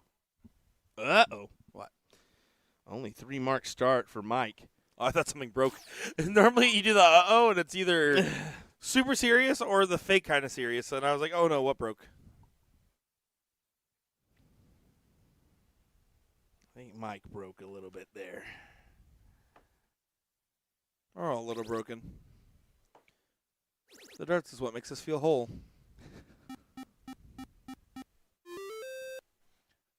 Solid 6 from Elliot.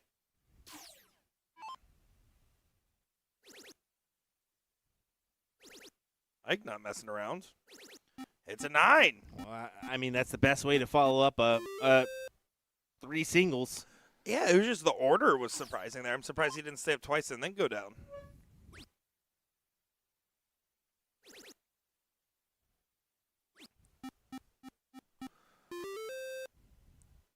What gives Elliot not an edge, but a good boost in the matchup like this, though, in a long format is because he's so even keel all the time. He's not going to be worried about scenarios and match point positions. No. You will not worry about that at all. He always knows this is an opportunity. You just got to start collecting on those spots you're aiming at for those to arise.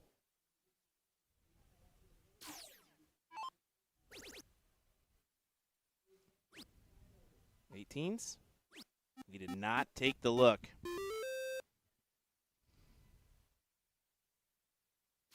Oh, man. That's kind of flying on that side. Yeah, rocking just best of 3s on both sides, going pretty quick. Oh, for the double. Okay, that would be why. They had best of 3s on both sides for Division 1 as we just take a dabble at the Division 2 a little bit further. That's a little further for sure. A lot more Division 3 teams in doing that all right. one.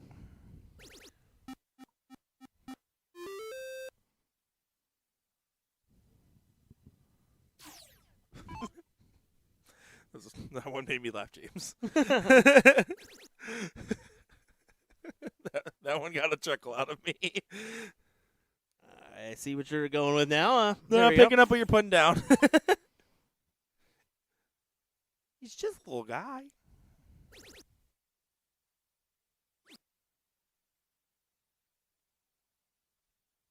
Elliot has a 9-mark opportunity here. Trip for 20. There's the trip, and that's a good spot. Unlucky that doesn't convert. He still might swing, and he does. It's a good swing with a 3-point deficit.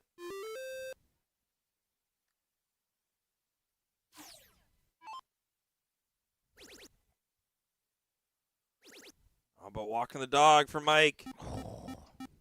Goes back on over. Forces a 9-mark out of Elliot unless he wants to do another deficit shot, but because it's going into the Bulls, should stay for at least 2 trips. Moving to find the angle. 4-point difference. It does stay, but doesn't collect.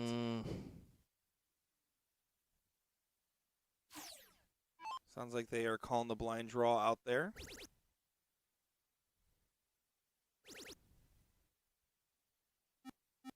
Not too many teams involved in that one, just because if you're in the doubles of it, still they won't allow you to participate in the LOD. Rightfully so. I mean, whew. Be here till the wee hours of the morning if that was allowed. Oh, suck it dugging now. Good shot from Elliot. Keeps things a little bit interesting. And you can see Elliot starting to nod his head here in approval of the song choice. Give it to me, baby. Rick James going to put him in the mood to grab this leg. See if he can do it. 6-4. This would be a massive break. It's only 2 Bulls needed for a shot to 16s. Oh, Will's grooving right now. 1 dart Count for it. it. Put it on the board. Oh! And now Mike can swing the hat trick. He can try to bet the 16s. His Bulls have not been very convincing. But there does get what he needs. I'm surprised Elliot didn't put that away there. Give it to me, baby, would make me smash through a brick wall. As soon as that came on, just an instant groove song. But we are tied up once again, folks, 5-5. We said it at the beginning, this match could very well go the distance, if not a one-leg spread. I guess that would be 2, 8-6. Yeah, whatever. That is in fact 2, which is more than 1, 2. Yeah. less than 3. 2. It's not quite a 6-7. Just had to throw it in there, didn't you, Nick? Gotta stay true with my fans. These young people. Finds 5 on the 19s. Despite Elliot's slow start, he still has control of the 20s.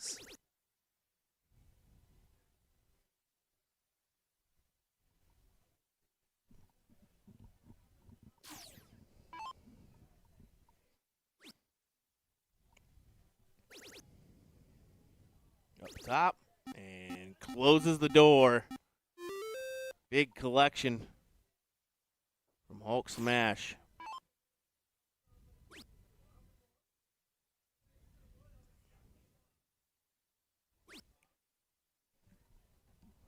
They're an opening for Elliot. Yeah. Now Mike can walk through this door, contest the X on the 18s. And take all 3. And does the bare minimums, hugging the wire. But it's a 2-number advantage and 54 points. So going to be happy with it overall.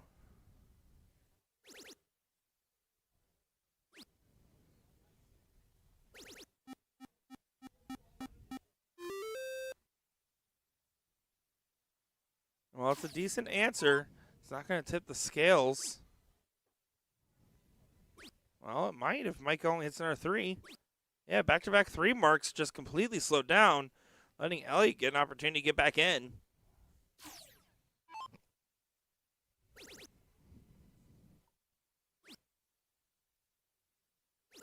And closes it shut with an 8-point differential.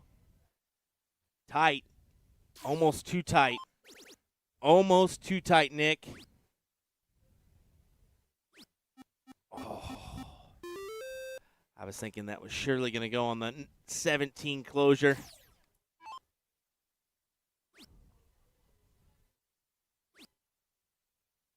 Elliot just fighting the singles.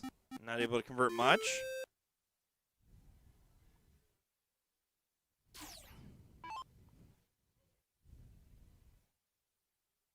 Something on the floor bothering Mike.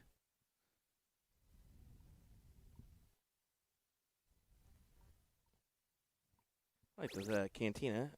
Mike's Bar. Yeah. In Tuning Oswego, in. Illinois. Although, queuing in a statement that I definitely made myself right right afterwards. So, I've seen someone Way with to no go. legs do a spread. way to go. Don't think about that one too hard, Yeah, I was folks. about to say that is Nick. You can't do that, brother. just don't think about it. Move on.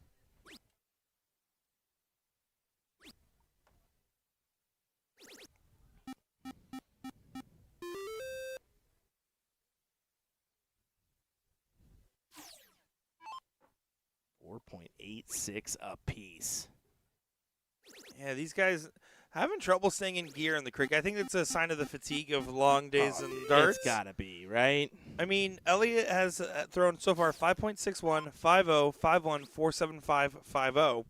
Mike Maloney 5.0, 4.88, 4.4, 6.38, 4.7.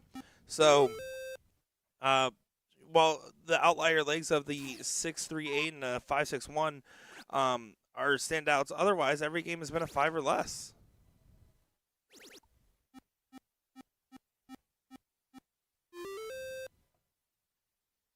Good 7 there. 95-point differential here. As he needs another trip 16, he gathers it. But I just don't know. This may be the point where Milk gets him. Does he take the shot? Doesn't look like it. He does. Thought those eyes were staying on the 17.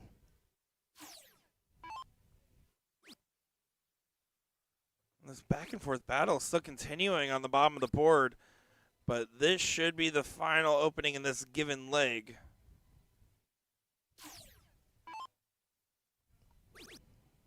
There goes the 16s onto the bowls. Now he's going to pad up, play a little extra safe, and then hit the bowl. I like that shot. It's a smarter move.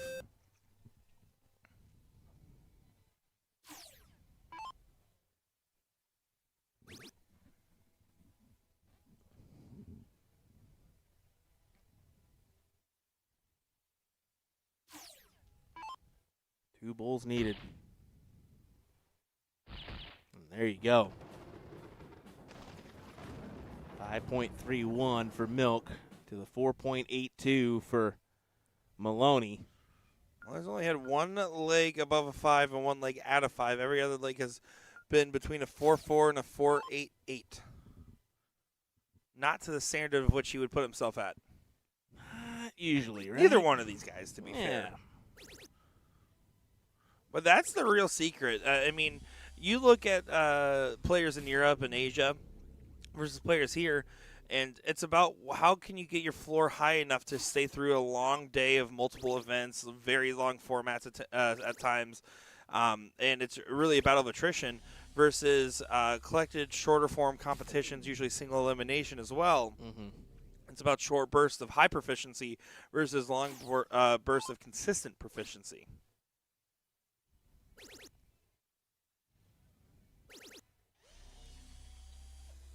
Good shot for Maloney.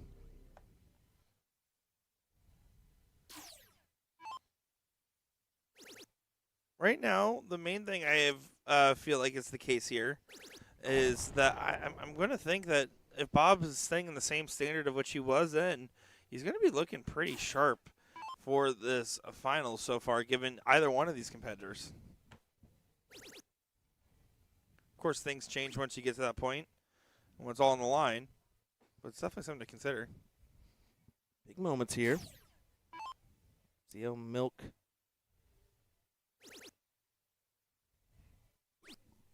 or what he leaves himself here. Almost the identical 1 point difference. 147 plays 148. Does this have to go for Maloney? It will not go. This is a massive moment. If this 148 goes, it could define this matchup. It very well could, because that puts Milk one leg away from a finals matchup and with a burp. Yeah, something. Finals matchup with Bob McCoy.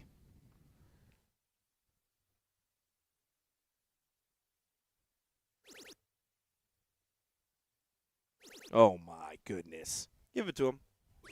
Oh, doesn't go. Just on the inside.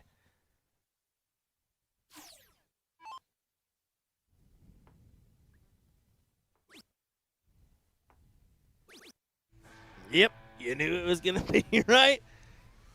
6-6. We are guaranteed. For a 6-7 scoreline at some point. At some point. I knew that was coming.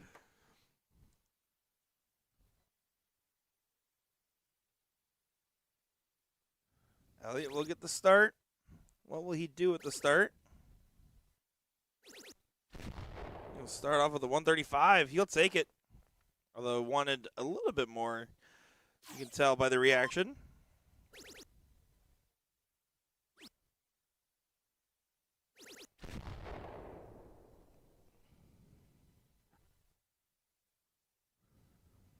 And good answer from Maloney. Neck and neck to get things going here. For our 13th leg, it's an unlucky leg at that, so you got to be extra careful with your shot selection, right?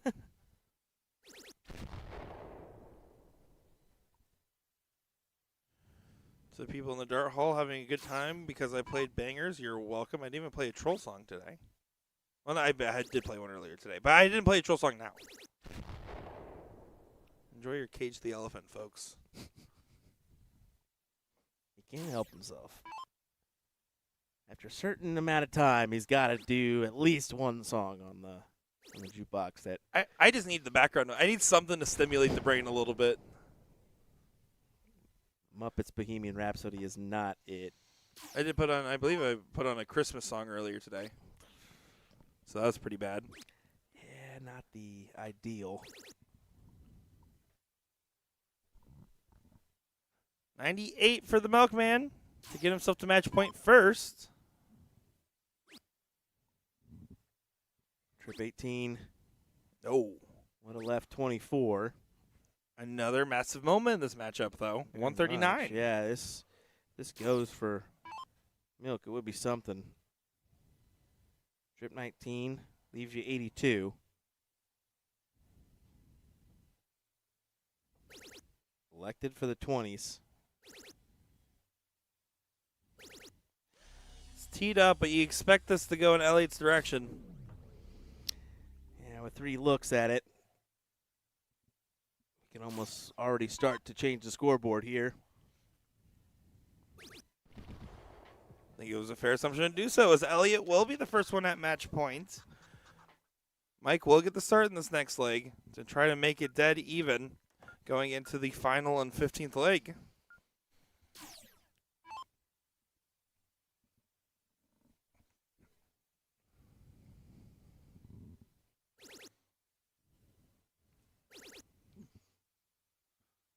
Oh, it gave him a single one with the last. Brutal.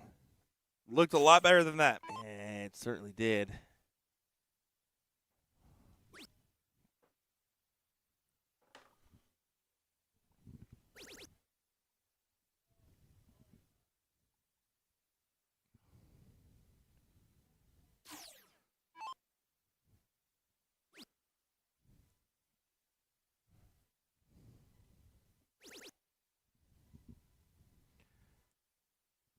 Takes a shot, but goes right back up. That's a smart play there.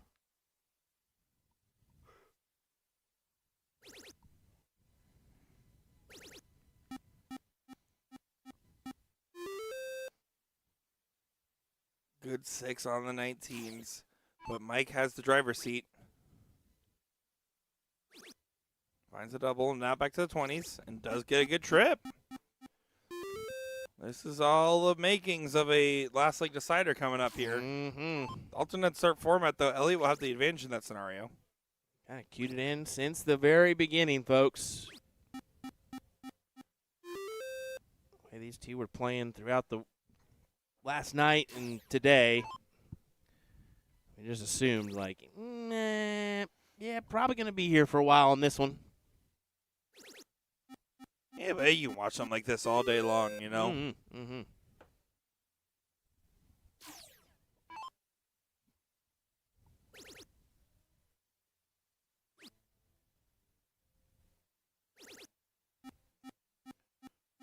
It's a good fight back from Elliot on the 18s. But again, not enough to sway the throw of Maloney. Loser gets $500. Winner's guaranteed $1,000 with a shot at $2,000 here.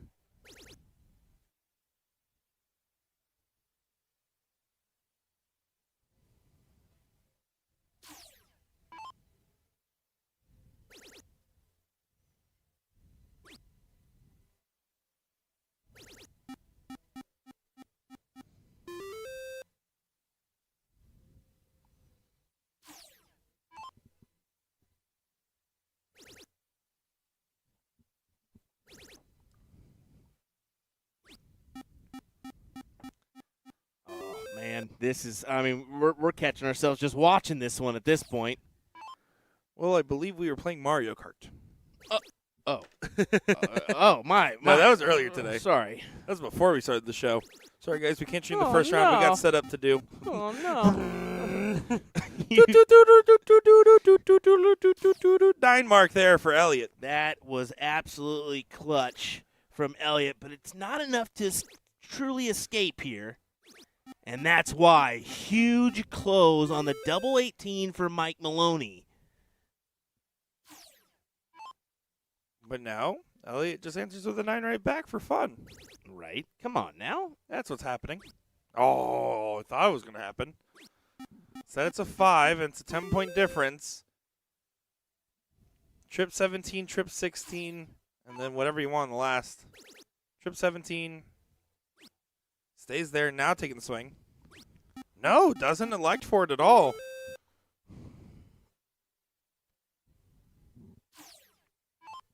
I think a little bit of extra conservative darts is all right considering the fatigue of the matchup, although these guys are definitely finding a stride in this leg. 1 point lead. Doesn't swing it.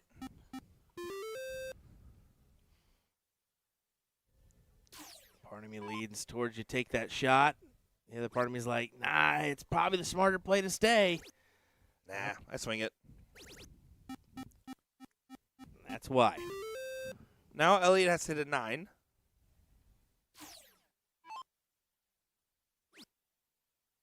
Gonna have to stay for a 7 on the 15s. does add a dart.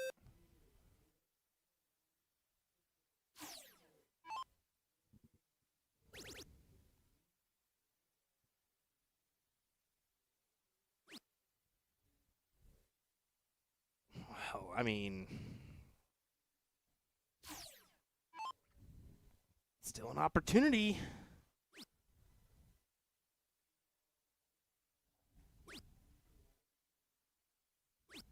Oh, but it doesn't get capitalized. Mike Maloney knows that he can just focus on hitting 3 single Mhm. 15s. Elliot just showed him how. Wants to get done a little bit more efficient than that if he can. Does do so. He's going to go ahead and lock this into a last leg decider. That's why he went for the 17 there. 31 points of difference.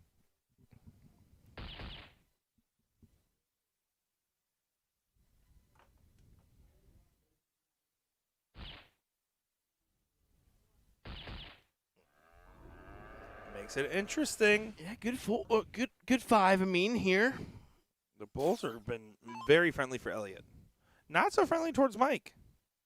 You got. I think you just commit 17s here. Absolutely.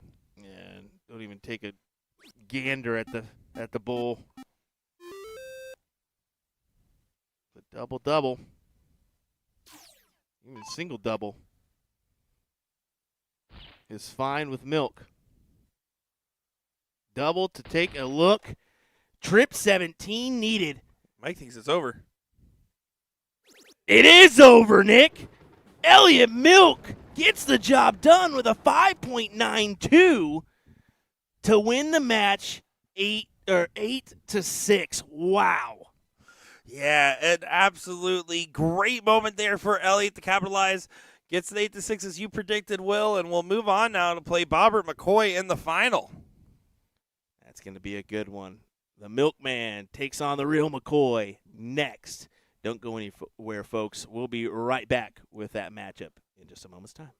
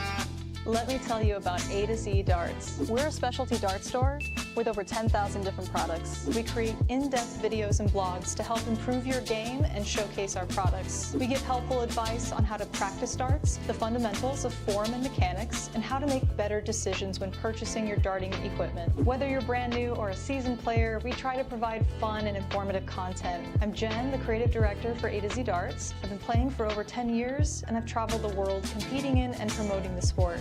This is Will. He runs our live streaming company, USA Darts, and travels the globe as well to broadcast major darting events and interview PDC players alike. You'll find over 2,000 different sets of darts on our website. Guessing right now you're pretty interested in our resources? Learn about form, throwing mechanics, practice routines, scoring and grouping, checkout methods, cricket strategy, and much more. Visit a-zdarts.com to take advantage of our blog or follow us on social media at AZDarts today. Callisto. A range offering 3 different variants. The key similarity of all options is the unique matte texture and reverse cut all throughout. Those with softer or clammy hands looking for grip options that don't tear up your skin might gravitate towards this range. The matte coating and simple groove proves you don't need insane milling to create consistent grip. We rate the Callisto range overall a 3 out of 5 for grip intensity. Callisto by Winmore, available now. So today we're going to learn how to throw a dart. In each turn of darts, you get 3 darts to throw. So with all 3 darts in your non-throwing hand, step up to the toe line. If you're right-handed, put your right foot on the line. Lefties, left foot. This isn't baseball, so you want the same foot forward as you're throwing on, not the opposite. Usually the toe line is set so that your foot will be right up to the front edge of the line, not behind it. This toe line is also known as the aki. The position of your front foot is usually at an angle to the line, to some degree. Your back foot should be a little bit wider than shoulder width away from the front. Put 1 dart in your throwing hand while holding on to the other 2 darts in your other hand. Looking at the dartboard, focus in on a spot you want to hit. To start, let's look right at the bullseye. As you stare at your target, lean forward, bring the dart up and draw it back towards your eye. Throw the dart by moving your hand and forearm towards your target, keeping everything else as still as possible. Hold your position while transferring the second dart to your throwing hand and repeat your throw. Once you've thrown all 3 darts, your turn is complete and you can retrieve your darts from the board. And yes, it will take some practice to get the dart to go where you need it. It's not as easy as it goes. But with practice, I guarantee your accuracy will get better, and I tell you, there's nothing better than having 3 darts go exactly where you want them to. If you've already been throwing darts and have had success with something slightly different than what I've just explained, great, fantastic.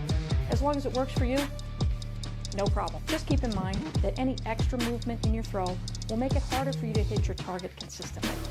As a beginner, just try to get all 3 darts to land in the same area. As you build your confidence, you can narrow down your target, getting all 3 darts to land in one number, say like the 20.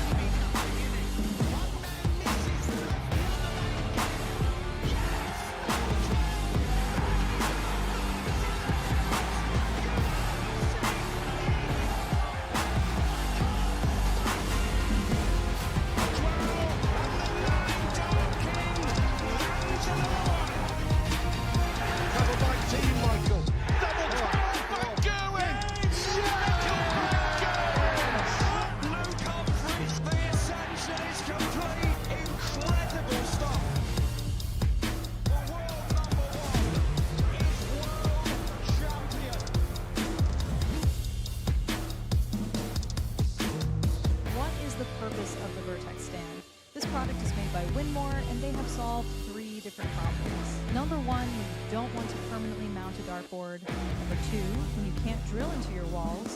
And number 3, when you want to travel with a dartboard. Not everyone wants a dartboard permanently mounted into a wall.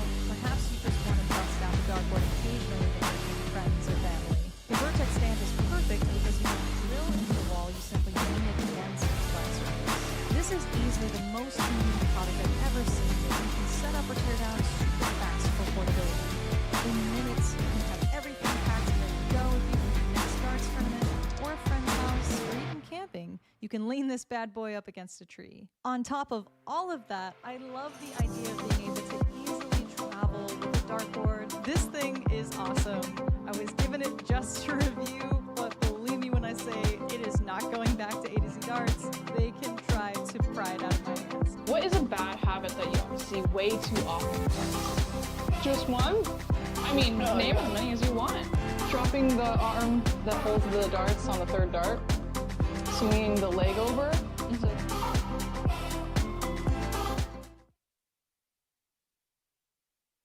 Well, chitty chitty bang bang, here we are for the finals of the Booyah Cup Invitational matchup here with Elliot Milkman taking on Mr. Bob Vanilla Gorilla McCoy.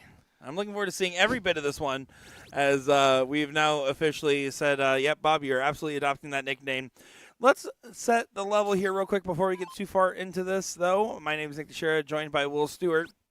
$2,000 for first place, $1,000 for second, and a great match between some competitors here who have been having a pretty good weekend so far, but a long one at that. So let's see who comes out on top. Will, what is your thoughts on this matchup? It's going to be a back and forth. I think it's going to be identical to that Mike Maloney matchup. I mean, when you look at the overall averages for Bob McCoy, I actually need to get those averages from the previous match from Jeremy. I think it does lean towards Bob, but what did that break do? Elliot kind of has the advantage where he's had a slim to no break at all, where Bob's been trying to work in a few matches behind the streaming area. So we'll see. Either way, I hope we get a good one. Elliot, though, immediately after 2 rounds out in front by a good margin. Yeah, I'm curious to see. I think Bob, overall, out of the 4 players we've seen in this event in particular, has had the best performances, especially on the eye test, but it was a little bit more one-sided post-break. I do think Elliot has shown the highest gear, and I think that between that combination, it's going to be too close to call. I'm going to call 8-7 Elliot. Final answer.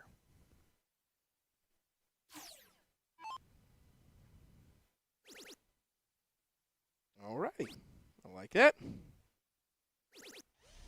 Good 140 for Elliot. Sets up 80.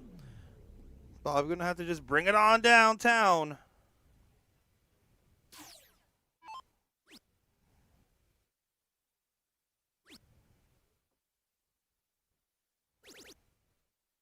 Won't get to a finish. So 6 darts for 80. First leg looks like it's going to be very much a strong hold of throw.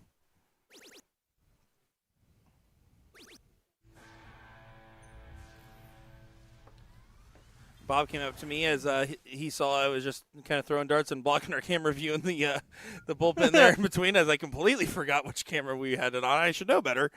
But as I was sitting there, he's like, "You ready for the, I don't know, what'd you call me, the albino alligator?" And I was like, "Yep, Bob, that's it. That's what I'm ready for right now, brother." What a call. Nah, he's not scaly enough. That man moisturizes. Starts off with a 4.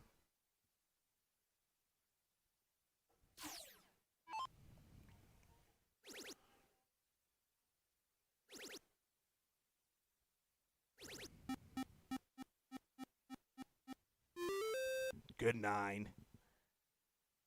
Wow. Bob, you need to start finding it. Find it fast.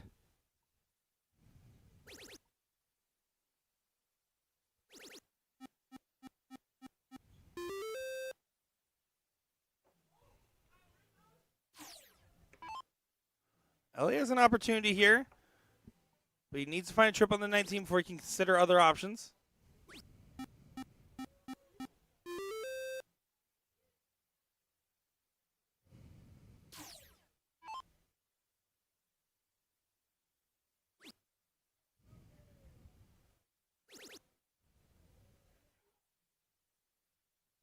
Four 18s for Bob. Going to feel very frustrated. Elliot averaging a 7.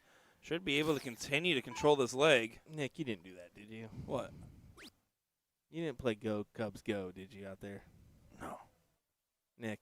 No. Nick. In Wisconsin? Let me see your phone, Nick. Says it's 8.6. Yeah, you definitely played Go Cubs Go out there.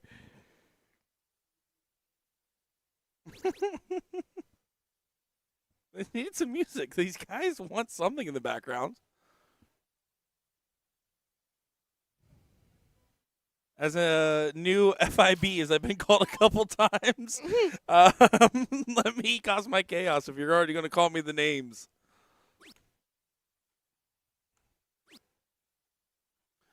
Well, Elliot's giving back control of this leg if Bob wants to take it.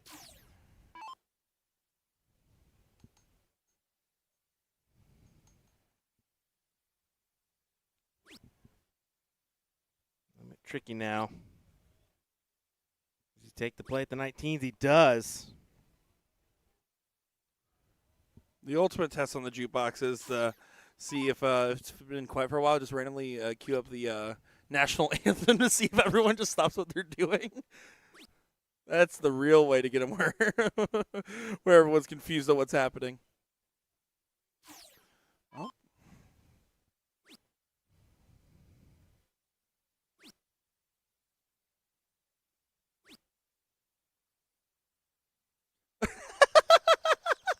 Is that what you've been doing? Yes. Do you know why I was doing that? Do you have the context? Yes, I do. Okay. I do. But it works so much better if you do it this way. Like, Just trying to get the energy up, man. You're welcome, I brother. was told that's what Bob needs to do on his walk on as the Gorilla Man. Solid dance moves, Nick. Thanks, man. Happy to help. The world needs to see. Man of the people. Well, a 3.86 just isn't going to cut it, Bob.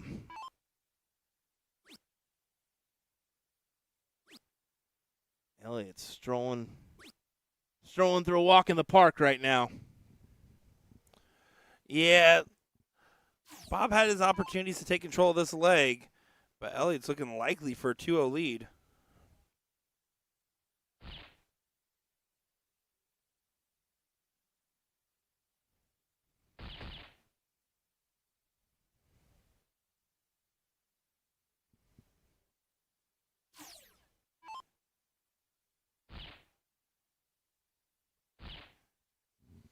And 3 for a 2-0 advantage here in the early stages of this final. Yeah, 3.75, not going to exactly make the grade here for Bob, but he knows that. He's going to try to reset himself, as again, this is a lot of fatigue darts coming into play here. Team Game Master did win the seat match. They'll be sitting there waiting in the finals there as the 7th, 8th match is finishing, and then the 5th, 6th will be underway in that doubles cricket. If there's anything left of it by the time this match finishes, we will cover what is remaining. Yeah, we'll see where we're at. I mean, that Division I bracket's cruising, man. Exactly. And Bob, I don't know what happened between his match and the one we just saw with Elliot and Mike, but he has pumped the brakes.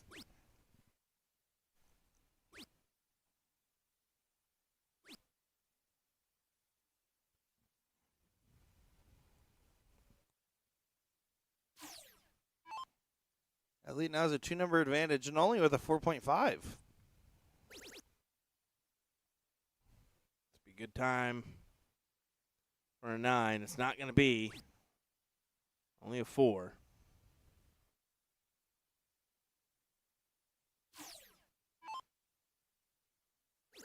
Just see if everyone stops playing if I queue up the national anthem.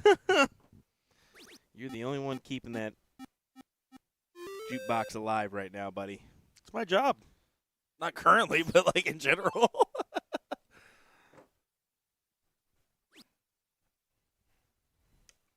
I tried to look up the Mario Bros. Theme for Jeremy, but I couldn't find it on there.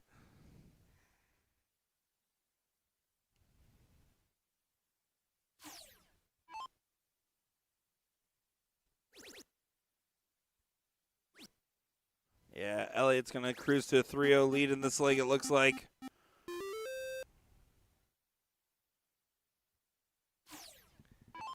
Yeah, just lock it in for it.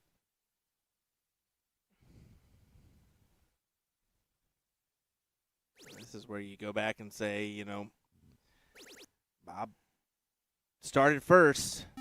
That break, probably about 45 minutes, maybe an hour.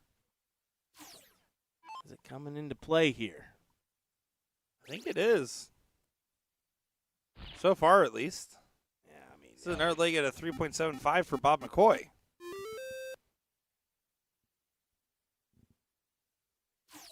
this break cannot come soon enough for the man. And where are you going to be at in the match for this break?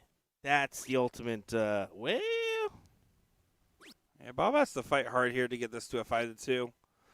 Throwing a couple darts to 20, knowing that the next leg coming up here is 0-1. That's a 3-0 advantage now for the Milkman, who is staying in that same gear that we saw him in that prior match, 4.75 and a 5.25, so averaging a 5.0 flat right now. See the misses for Bob McCoy, trying to get a little momentum going his way.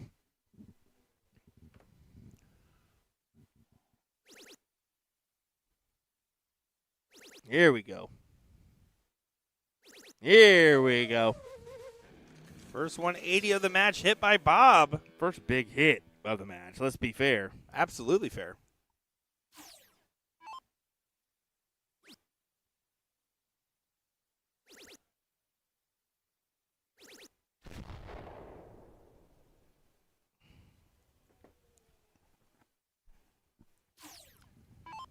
And Elliot responds quite well with the 140. I mean, you've got if you're not going to back it up with a 180, that's the best next best answer, right? Yes. And now you hit another 100 or 140 here. And you like your odds for the leg as well. Yeah, this is looking real good. Another two treble visit. Bob still has control. As long as he hits at least 100 here, he'll have a look. It's a big look, but it is a look. You need a look in order to get a leg on the board, right? He's not going to get a look. That is unfortunate. You can see it written all over his face right now. About to go potentially 4-0 down in a race to 8 legs.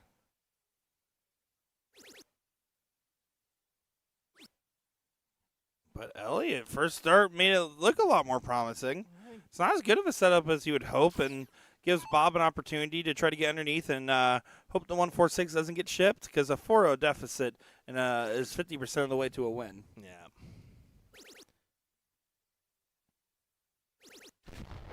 Watt pointing out that Heather's whipping Bob into shape in the background. No doubts about that. He's 99, so there's a 3-dart checkout needed. Trip 10?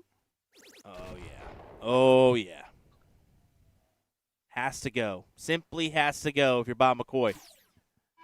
Yeah, this is potentially match defining, and it's just a hold to throw, but it's to save some skin here in this match. Now he might not even get a dart. He won't. And you see, he went trip 20 there rather than trip 18 to leave 24. However you go about it, you need to hit it. That's an awkward dart. Yes, it is. Maybe not. For Elliot, he don't care. Never mind. Didn't even maneuver over on the throw line. And who saw this final going this route? Neither of us, that's for sure. We discussed that it very well could be the same as Mike Maloney's matchup. But we said the factor is going to be, what was Bob doing during that break? Elliot has the advantage being that he can get a 10-minute rest and almost feel like he's just moving on through a bracket, right? Absolutely. And I know Bob, I saw him playing Brandon Parker out there and a few others playing pickup games. Like, he was trying to stay warm. It's not like he was doing anything wrong. Like, we see players absolutely spin their breaks wrong sometimes. And I don't think that was the case here. But in either, whatever did happen, it's not able to let him get back into gear. And I think the fatigue of the day is probably playing the biggest factor overall.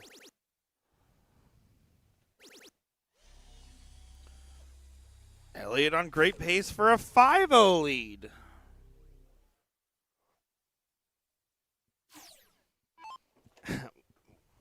crazy. We thought that this match was going the distance and that the doubles cricket has a chance of being over, but this is blink and you miss it. Well, let's try to talk it into existence here. Bob, pick it up. Let's see this get interesting here, right? Vanilla Gorilla needs to seek a banana on a stick to keep pushing forward. Is that better? Like saying that he did predict this one. He has been saying Milkman delivers but- every time the whole time. Yeah, but I mean, you didn't see this going this route, right? 4-0. Someone picks those plus 10,000s every now and again, right? Yeah, true. 177 there from Bob. It's a big hit. And it leaves a pretty solid little look at a 106 if this doesn't go for Milk. And odds of it going in the teens, if that, probably below that. And as you can see, won't go. So teed up at 65. Back to Bob for the 106. Another must take. Might just 15. say. Nah, you got to move there. Give yourself a look at the 32. You don't want to Leonard Gates it. Leave yourself double 13. I think it doesn't matter. I think he needs a He dart just at a needs double. something, right? Yeah, you know, like to be more pragmatic as here. Elliot does a little shenanigans, and Bob's gonna rip this double bowl first start, right? No. Nah, buddy, that's not going to happen. But he will finally get a dart at a double here. 18 for 32. Or Uh-oh. 10 for tops. And, buddy, you can't miss the big number. He has had one dart at a double, and it does not go his way. Ouch. You can see Elliot's reactions like, all right, well, I'm just going to keep doing what I'm going to do. And it does go ahead and take it to a 5-0 lead. This feels a lot like a one-way traffic scenario. And at this point, yes, Bob will get a start in the League of Cricket here. But it's so much work to do from this position. You're not going to be thinking about that. You're going to be thinking, just get that one leg first.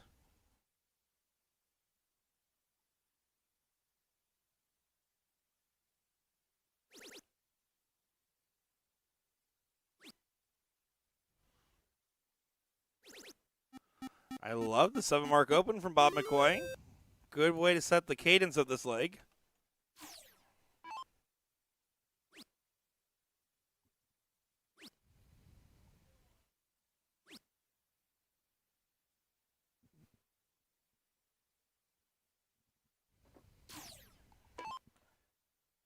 All right, Bob, here you go, bud. Make the best of it. Get yourself back in this.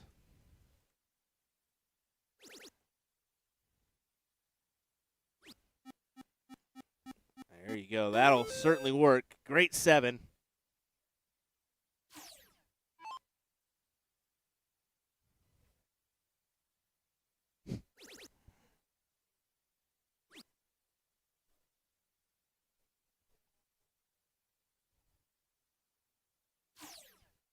Two 19s and walk the dog. Close it. Close it. Bam. Shabam. Wham-a-lam. Good 6 from Bob. This leg is looking one direction.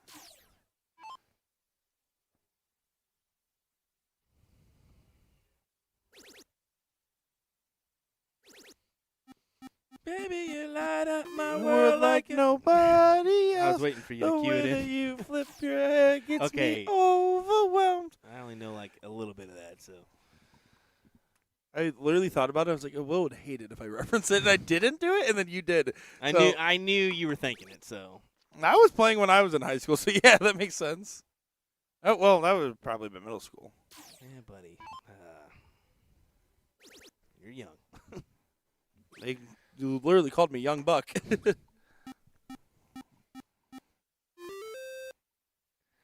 Finally, Bob putting up a decent performance here. Trying to put one on the board.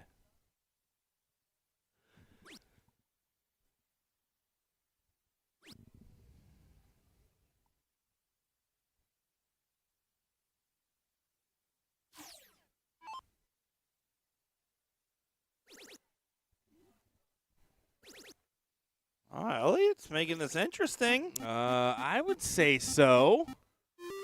A little interesting now. Big 9 for Milkman. I believe that is the first 9 of this match, unless I missed one. Yeah, we've had a couple.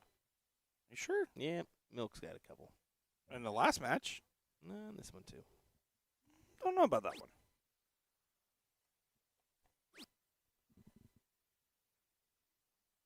Oh, and Bob just absolutely gives his opportunity away. This is about to be a 6-0 lead for Elliot. That's really going to hurt. This is brutal. Well, the fact that you were in position to grab this leg and really, with authority, and then you turn around and it flips the script. You were averaging the 5.5. Now Elliot's averaging the 5.5, and you're averaging the 4.5. Ouch. Bulls needed. And I wouldn't define this as anything other than just fatigue and focus. Yeah. I don't think it's pressure. I don't think it's nerves. No. I don't think it's the prize money having effect. Bob's been there, done that. He's been a dart player for how long now? 30 years? Yeah, he took some time off, but. Well, he's been grinding it for quite some time. There you go. So a 6-0 lead. And Elliot will get the start here in the next cricket leg to put himself on match point potentially. Bob, all you need is one leg to start something off, but at the same time, he may be wanting a sacrifice rule at this point. Mercy! Mercy! There's no better feeling than when you're playing Wii Sports Baseball and you mercy rule the pro level AI. You say that until it happens to you. Well, you would not beat me in Wii Sports Baseball. I'm sure, buddy. I'm sure about that one. I would beat you. Then why'd you make it sound like you were about to challenge me to it? No, I wasn't. I was just stating that 9 mark from Bob McCoy. The mercy rule is a real thing in baseball when you're youth. That does happen. So if you're on the opposite If it side of a doesn't mercy happen rule, in the World Series, I don't care. We felt like it should have been a mercy rule last night. What a play there from Milk. It doesn't escape necessarily. Bob can still turn it. Not anymore. Just a 3 means Elliot can just move along, despite that 9 mark from Bob McCoy earlier in this leg.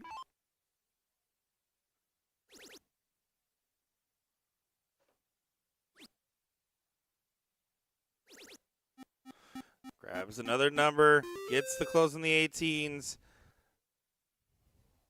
Elliot's on great pace for a 7-0 lead. Wow. Unbelievable stuff we're seeing. Yeah. You can sit here and say, I predicted. There's no way you predicted 8-0. No, not at all. Bob averaged higher, assuming my math is right, Bob averaged higher in the previous, in his match than Elliot did in the cricket legs. The one legs being very similar in marks and attribution. So, yeah, you would have to think that this would have been likely to go to a long distance or even favoring Bob. Just on the stat sheet from this tournament. Let's see Jeremy Byrne looking on for this matchup. Creator of the Booyah Cup and Booyah Darts. Shout out to him for all that he does. Yeah. Between filling cans with those tasty little chips. Mike, stop lying to us. You did not predict this going 8-0. Stop it. Stop it right now. He could be a super fan. You can say that Milk's going to win it. I get it. But everyone nobody predicted this 8-0. There's always someone that's a super fan. Who knows? Stop it. Get help. Stop it. Get help.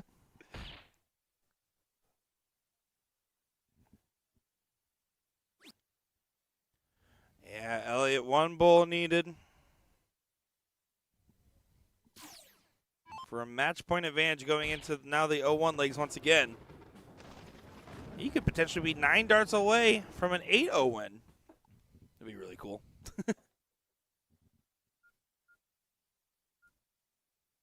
He has been saying it the whole time, admittedly. That he's going to deliver. You didn't say 8-0. He never said the actual number now. Exactly. Exactly.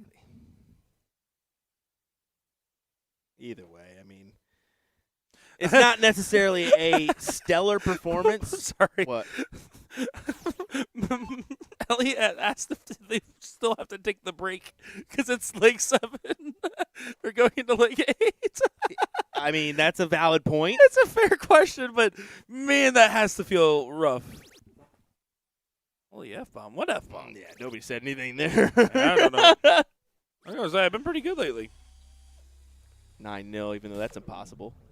That's impossible. In a best of 15 leg. Do the 1, 2, 3, 4. Oh, you only need 8. That's right.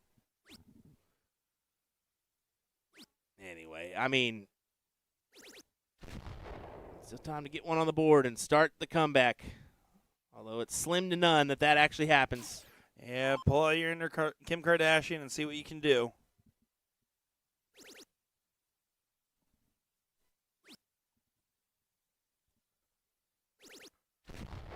Bob looking likely to get his first leg on the board. Here we go.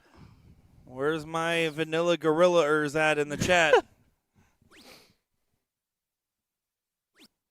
The fact that people messaged him right away. Well, you'll love to see it. Tony said, how do you go about winning 8 in a row if you're Bob? Well, by winning 1. I'm in 2. That's a start. 3. Maybe. I hate doing it. Throwing the Tanya Harding at Eric or Elliot.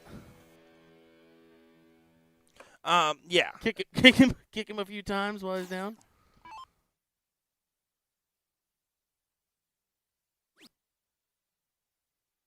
But, I mean, we have seen improbable comebacks over the years, right? It happens. The actual secret to making do is by having a level headset, right? By just accepting the situation and just playing the board. And then from there, hopefully the average dips for the other guy and raises for you. That's as simple as it gets. As Bob says, I am not going quietly into the night. You cannot take an 8-0 win. And now it's the start of something special.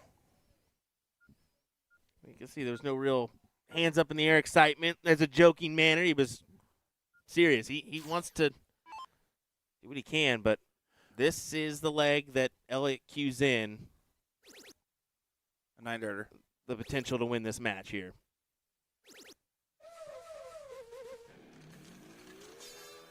That's a great start there from Elliot. Unfortunately, anybody like Mike that had 8-0 on their parlay betting slip, unfortunately, the bet is a bust. Vegas always wins, baby. Yeah. They'd truly be winning in this one. I think they would come out on top, no doubt. If Elliot immediately asked for a break after this, would have been so funny after Bob wins one leg. Well, right now, look at this for Elliot Milk. Looking to do Oh this in my. style. 6 into it as he goes 180, 180 to leave the 141. Yeah, this is a great performance. Elliot absolutely taking advantage of his own throw. Well, here you go. What do you say, Elliot? For the fans, for the people. For the title. Trip 19. Oh, clicks one low on the wire. Hey, he gave us a solid look at it. We were saying we wanted to go 7 in. There's your 7 in. And it's You always want more, though, right? You always Yeah, want I love more. the full You collection. always, that would have been so cool. But still, I mean, look at this. An amazing position. Bob has to hit this 180. He has to hit this just in case he does go ahead and nail one. But Elliot. Second dart. Single 1. Double 8. For the win. Elliot Milk. Your champion of the Booyah Darts Invitational. In a thrilling fashion, 8-1. Yeah, got 2 bands for that, and that is the win. And Bob still gets $1,000 for showing up. Not a bad second place prize there, but, I mean, kudos. Elliot Milk. It wasn't necessarily the stellar performance. I think Bob a little lacking there in the early stages, but it doesn't matter when you grabbing $2,000 your way. Come on now. Absolutely, and a great match overall. And that we saw a couple different great matchups along the way. Some good stuff in between the guys, and overall a good time here for the Booyah Invitational. Let's go ahead and take a break here, see where we're at in that doubles cricket. What do you say, Will? Yeah, definitely so. Well, we'll be right back, folks. Don't go anywhere. We'll probably catch our 4th place match, 3rd place, and then final coming your way here from the doubles cricket event to conclude our coverage this evening at the Kenosha Darts Classic. We'll be right back. Bam.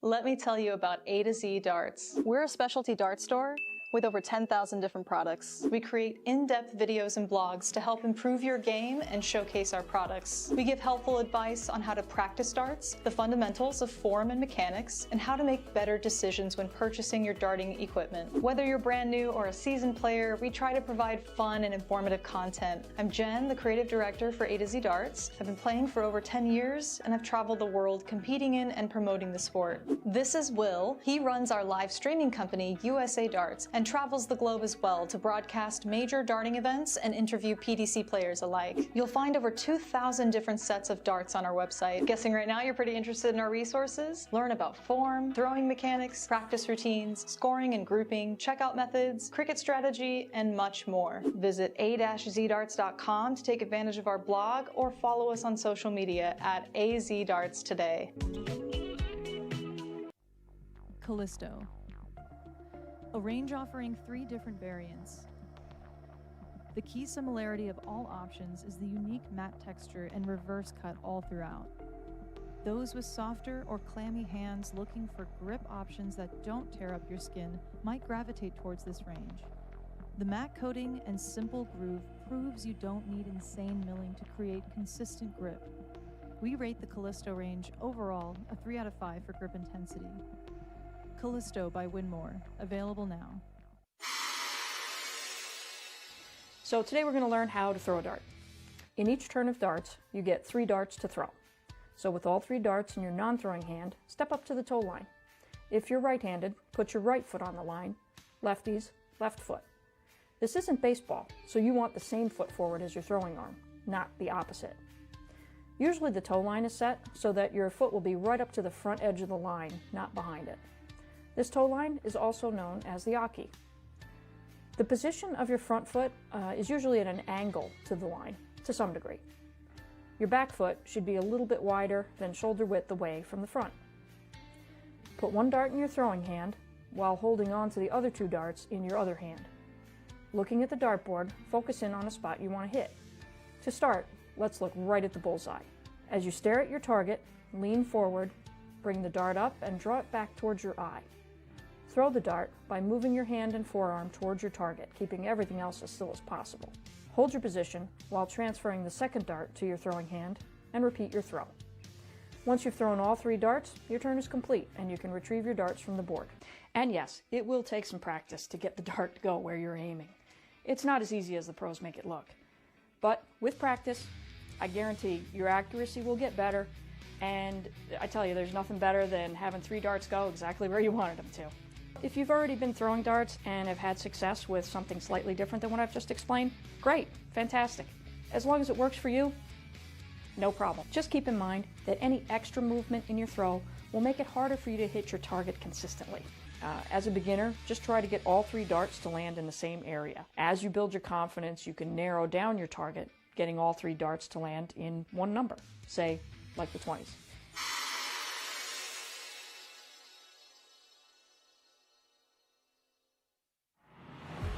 This game is going to be key. You can tell by the way they're scoring. There may be nothing in it. One man misses, does the other man get? Yes! Double 12! That is the most amazing leg dance you will ever see in your life! I can't stay! Double 12, and the 9-dart king lands another one! Covered by Team Michael. Double 12, back going! Michael back going! Luke Humphries, the ascension is complete. Incredible stuff. The world number 1 is world champion. What is the purpose of the Vertex stand? This product is made by Winmore, and they have solved 3 different problems. Number 1, when you don't want to permanently mount a dartboard. Number 2, when you can't drill into your walls. And number 3, when you want to travel with a dartboard. Not everyone wants a dartboard permanently mounted into a wall. Perhaps you just want to bust out the dartboard occasionally to entertain friends or family. The Vertex stand is perfect because you don't drill into the wall, you simply lean it against a flat surface. This is easily the most convenient product I've ever seen that you can set up or tear down super fast for portability. In minutes, you can have everything packed and ready to go with you for your next darts tournament or a friend's house or even camping. You can lean this bad boy up against a tree. On top of all of that, I love the idea of being able to easily travel with a dartboard. This thing is awesome. I was given it just to review, but believe me when I say it is not going back to A to Z Darts. They can try to pry it out of my hands. What is a bad habit that you see way too often in darts? Just one? I mean, name as many as you want. Dropping the arm that holds the darts on the third dart, swinging the leg over to initiate like walking forward after you've thrown your third dart. Throwing like wussy darts. Wussy darts. It's not like PC, but that's how I would call it, where you're in kind of a panic state, like me right now, and you don't trust your like throwing mechanics, so the dart kind of just like falls out of your hand. I see a lot of people when they compete for the first time, they just like get so scared they just don't trust and they don't snap and have that really nice follow through. And I was once one of those players, so trust me when I say what you have to do when you're in a panic state like this is you're gonna want to take a big deep breath, exhale slowly. Wow, that's terrible with the spice. And then sink your weight into the heel, relax, like no tension in the arm, let the dart fall back, and then bang. You know, you really like, pow, you really need that full extension, because here's the thing.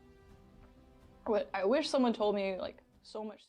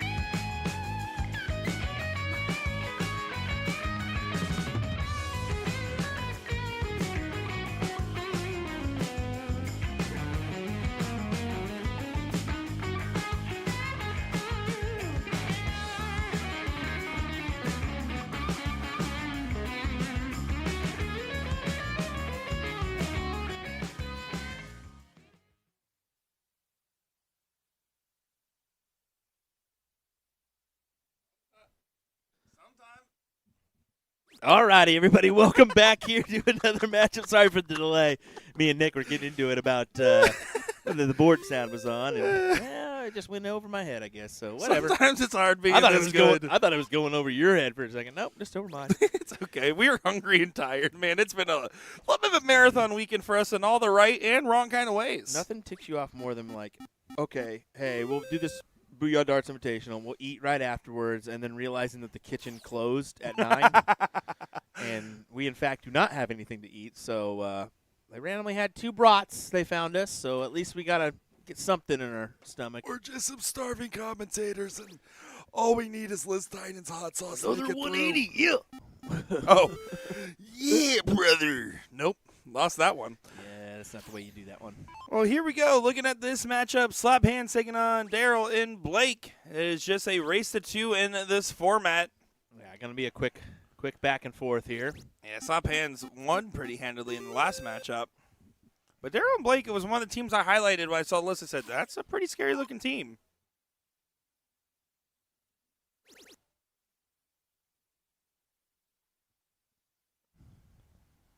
Blake a little frustrated with the dart number 2, trying to swing that 18, it looks like.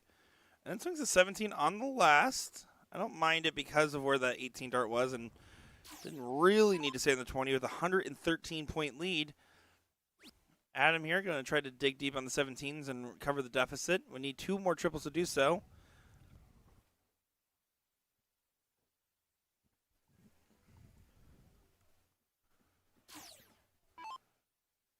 And here's Nycannon, given the last name because of his arm and the fact that he can just fire away. Look at these flights, folks. Are actual bees. The Bumblebee flights. We can be bees. If you have not seen those, just look them up.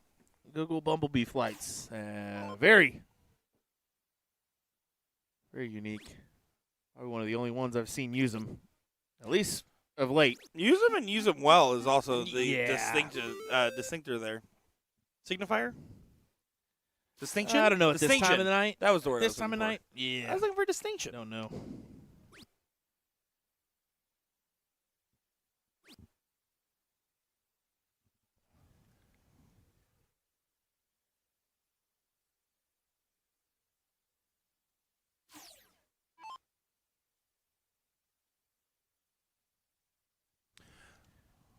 Adam trying to back up the shot there from Cromie.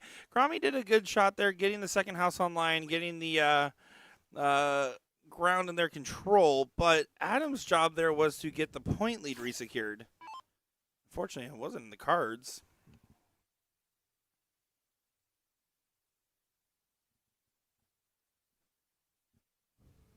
Oh, big blocker. Still gets underneath. Tries to swing the 18 on the last. I like the shot selection from Daryl.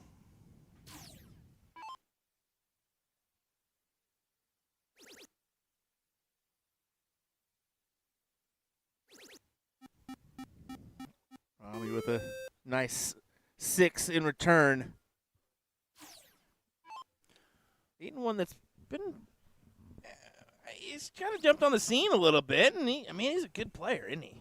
Yeah, last year at the Rockford Regional, I felt I became thoroughly impressed with what he can do. And Bruce asking an excellent question. What's with the skull and crossbones after Cromie on the dartboard nickname? It's because he's dead to me, and I programmed that specifically for him. Yeah, what now? No, there's a couple of emoticons that you can put in there, but not the actual emojis themselves that still work. If you ask me which ones work, I could not tell you. I know the toxic symbol's in there too, I believe.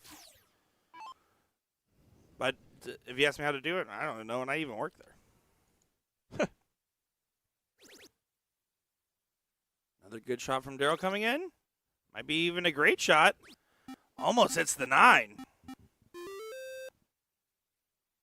Solid darts here.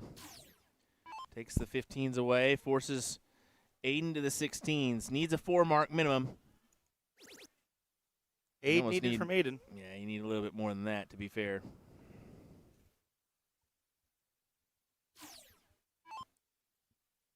Blake should be able to just pound out 2 16s and then push on the bull. Or push on the 15 for the bull, I should say.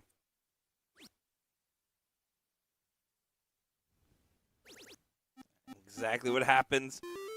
7-3 on the Bulls.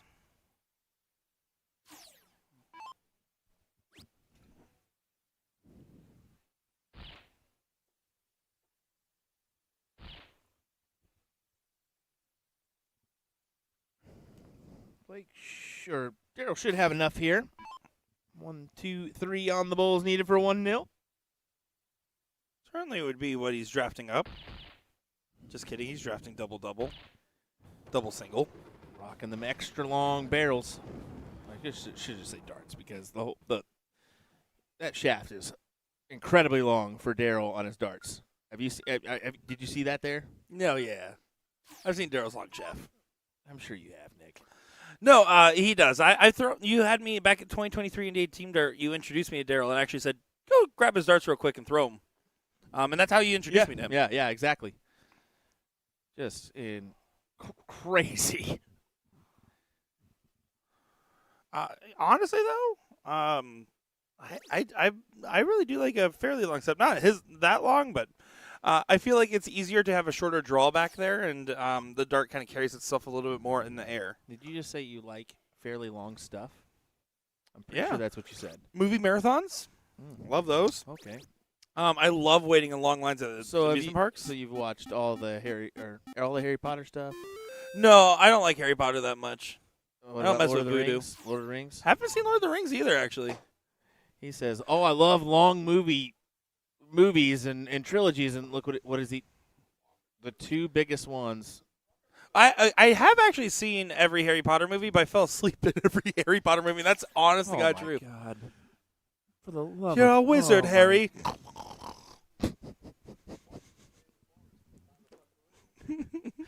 Oh my goodness! What do you want, man?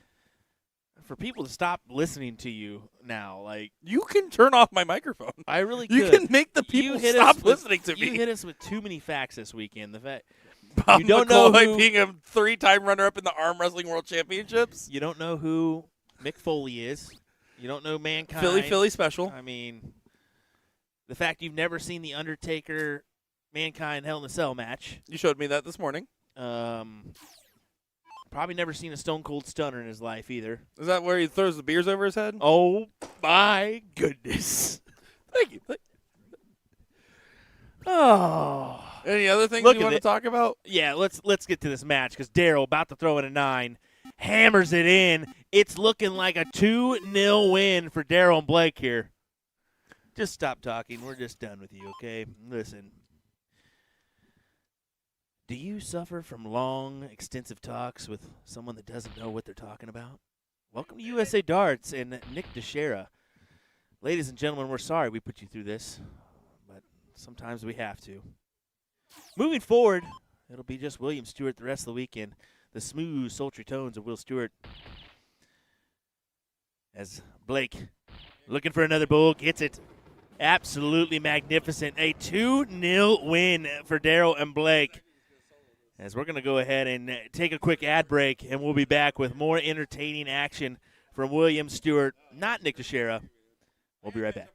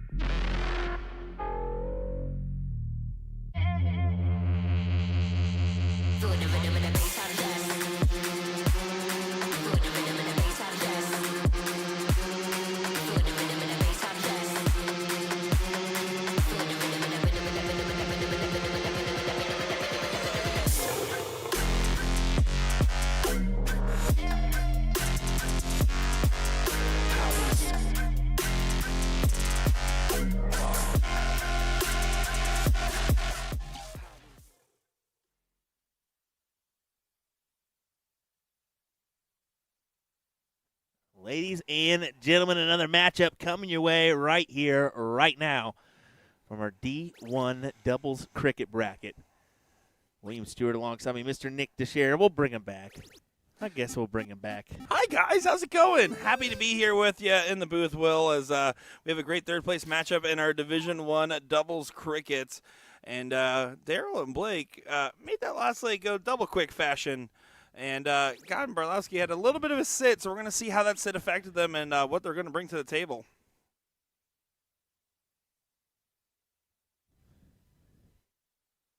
Did see a question in the comments earlier while we were in between matches. I'm sort of new to darts, but why is soft tip popular in America but steel tip in Europe? Well, steel tip in Europe being popular makes sense just from origination history and the culture built up around pubs in England, the UK, and then eventually the rest of Europe as well. As far as for soft tip in America, a big part of it was the fact that it originated out here. A second part of it is, honestly, online play gave it a big up there because online soft tip became very easy to get into relative to online steel tip back in, the early 2000s. And that made a big difference as well because America is very vast in size, so it's hard to have dense pockets of players that have easily travelable tournaments because of the fact that our country is just spread out the way it is. I think those are big factors. Some say, what? Oh, sorry. I thought you were correcting me. I thought you were like, oh, no. And then the other thing people always say is it has something to do with bar insurance, which I'm not saying that doesn't play a factor in some cases, but I don't think it's a deciding factor. I think of the casino effect as well, myself. I always say that. Maybe it's not the correct terminology to use, but casino effect and the lights, the sounds, it kind of tracks you in, right? That's kind of what the meaning is behind these big blue boards here where they're sitting in a bar or a pub or maybe a local establishment. Kind of draws you in, right? Absolutely. So I think that's another reason why. I mean, when you look up here in Wisconsin alone, people – listen to me when I say this because you won't believe it, but the truth is there is over 5,000 players that compete at Whammo State on Saturday in the team event. So 5,000 people play darts in Wisconsin alone, and that's not everybody. That's just a few that make the state tournament. Absolutely. There's a lot that don't even get, maybe a couple thousand that don't even attend. So, I mean, there's a following for it. There's definitely a following for it. Yeah, I mean, you look at the amount of G3s, and there's other soft tip boards out there, but just the amount of G3s on the market that are actively connected to the internet, it's around 35,000 boards actively. Yep. If you count inactive boards or boards that aren't online, you're probably closer to 50 to 70. I think our goal is, of course, to bridge that gap between steel tip and soft tip a little bit. We want to see dart players, not I'm a soft tip player, I'm a steel tip Correct. player, right? So shouldn't be hard for you to transition between both. Yeah, different dart, but Yeah, same game, different executions. yes. I always say that you got to throw a little bit harder in soft tip. I think that's fair. I mean, it's the added length on the Aki as we get a 9 mark there from Blake, but also the weight as well. You're a lighter dart most of the time for soft tip rather than steel. Those are the biggest factors. I think the other factor in that mix as well is also just the fact that in soft tip you can get darts to register in your favor that don't have to stick. So making sure you really drill it through between 2 darts blocking to nail in a dart that otherwise might not have had a chance in steel tip to find the right angle. Another factor as well.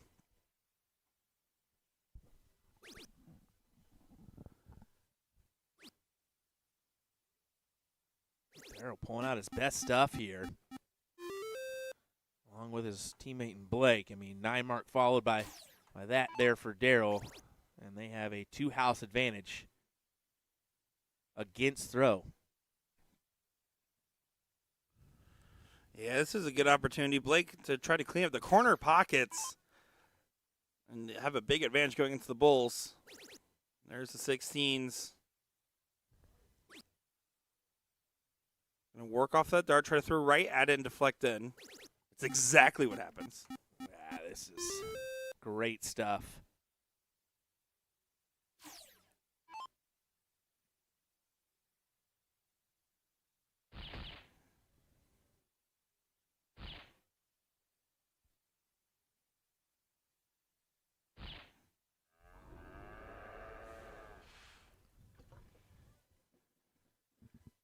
Kind of just delaying the inevitable here. Darryl needs 3 bowls for 1-0.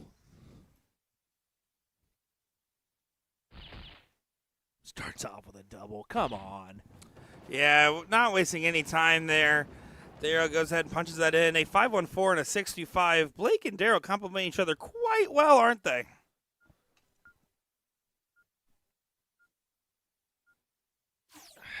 Yeah, I mean, come on now. That's 3 great legs we've seen from them. Back to back to back here. Yeah, they're just kind of going on a tear at the moment. Well, Casey does start off with a 5. Darryl's going to fish for a 9.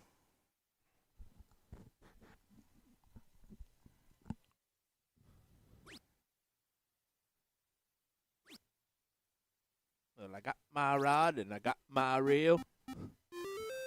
I don't know that one. Oh, okay. Well, No, I don't. I'm just. Thank you. I thought you were the TikTok master, but whatever. What's the TikTok? I'm pretty sure that's a TikTok song or something. I got my rod. I got my reel. Yep. Doesn't come up. Okay, well. Sorry, bud. Folks, I appreciate you guys being patient with us as it has been a long hike of a weekend. Oh, it's not just that. It's the combined weekends here. Let's be real. Oh, exactly. I mean, coming off TSC, you had to go to Continental, having the CSC Challenger Series still on top of our normal work and family obligations. It has been a grind. So, while it might not be our best performance in the commentary booth at this point in the day, just know that we are still having a good time watching great darts with you guys, and hopefully you guys are as well.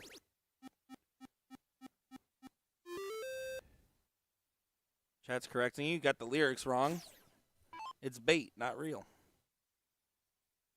Got my rod and I got my bait. Whatever.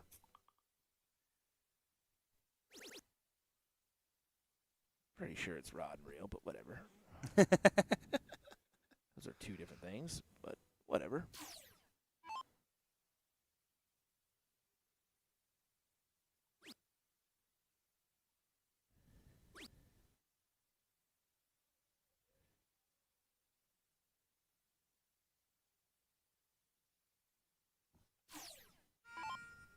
We're going to see.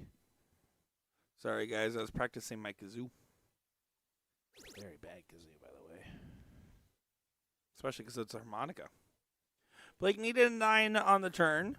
We're trying to find 6 on the 18s to shoot the 20.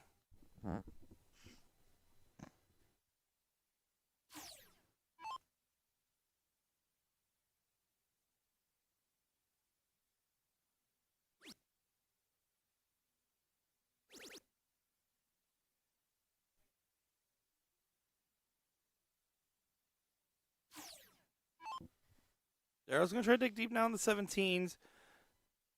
Finds a 3 in the bed to get the point lead back by 10 points. Would be the idea. Now just going to try to close down distance. Does find a 7, so it's still a good shot. Keeps them in the leg. Trying to avoid going to a last leg decider.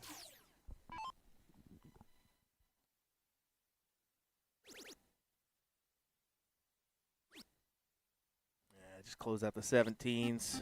2 singles needed. Does exactly that. This forces Blake to commit here on the 16s. Needs a 9. Good start. It's a builder dart. He built it too much there, didn't he? Yeah, unfortunately overbuilt. And now the rent is too high. There's a price to pay. Casey's going to try to send it to collections. That's as far as I can get on my real estate there.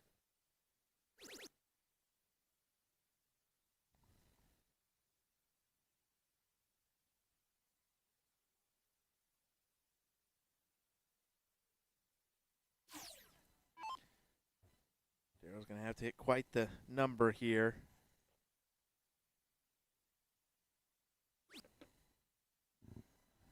Once again, trying to close down that distance. But unfortunately, not going to be able to collect. Does just throw up the 20. Basically saying, David, you have to hit the 6.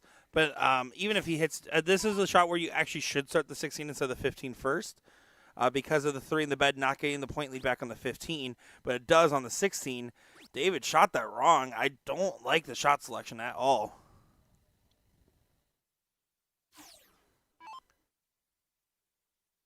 Now Blake should focus on getting more points on before contesting the X. It's one of the few times where you don't want to do that. Good mark on the 16. Get as many points as possible. That's a great shot. Makes it dead even. Ooh. So now it's 2 15s for a shot. The 16 is the shot for Casey, but they found a way to get back into this leg. They certainly have. I mean, Casey needs to collect. Now, do you make the transfer over? It's looking like it. Yeah, if you already stopped, take the 2 darts at the 16. Yeah, and now go back to the 15 single. Does not add a bull, but it's still going to help the cause a little bit there. You were playing for the trip anyways. Excellent turn.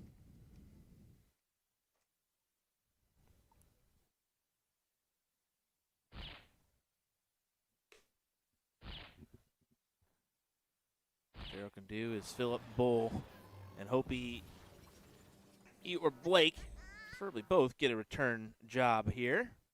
Probably not, though. Gott's got to go. Gott's a pretty good player. He is. He's sneakily good. Yeah, there you go. Double single for the leg win. We are tied up at 1 apiece. So heading to a last leg decider to see who goes to play Steve Hilger and Garrett Rakowski in the finals. It would be those two in the finals, wouldn't it? Those sons of guns, man.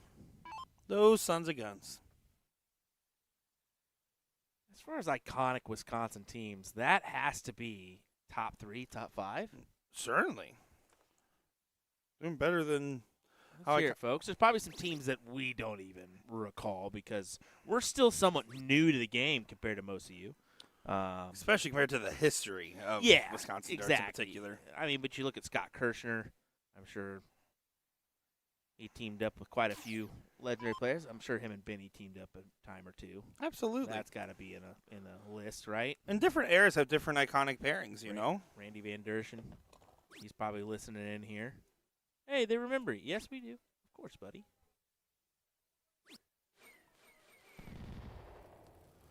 Well, there, the diddle is a 1 with a 60.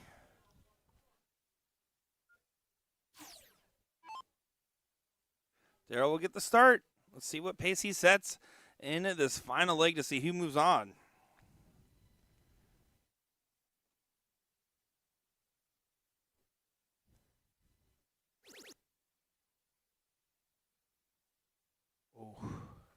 Tough one. Only the triple. You can't convert on some points as well. Getting a lot of support for Grandpa in the chat, as Daryl's known. I think he needs a little little backing and support from all of us. He is still fighting the good fight. So let's. If you don't know, Daryl's going to have a charity event coming up, if I'm not mistaken. That is correct. I believe it's December 10th. Let me confirm that exact date.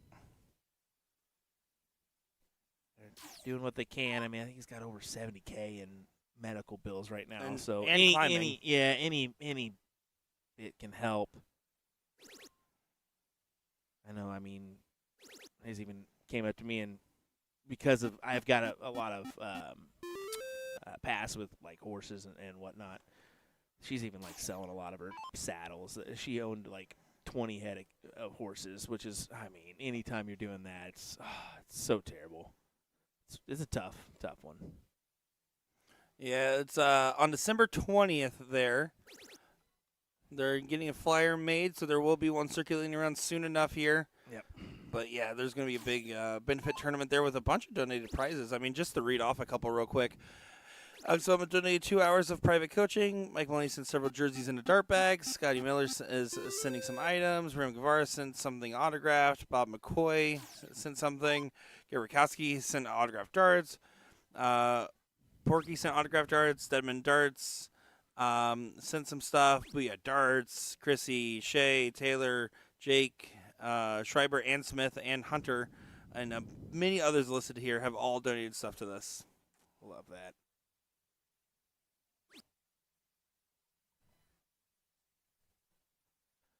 Back to this match here. Got quickly going to take away this 20. Excuse me.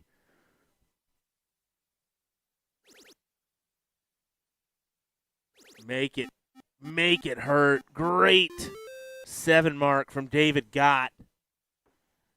Combined 12.5 is tough darts, huh? Yeah, I mean, a 141-point advantage the way of Casey and Gott. I mean, this is tough position.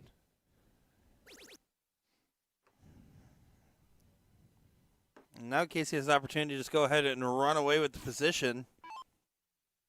You got to start with the 18s.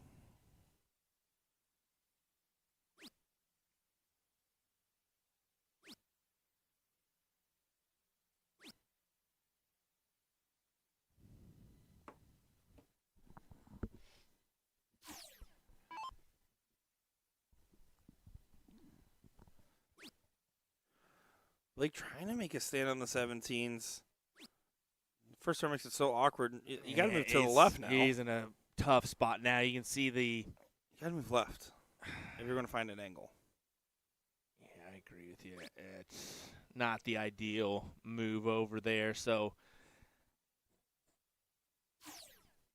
got to make him pay once again.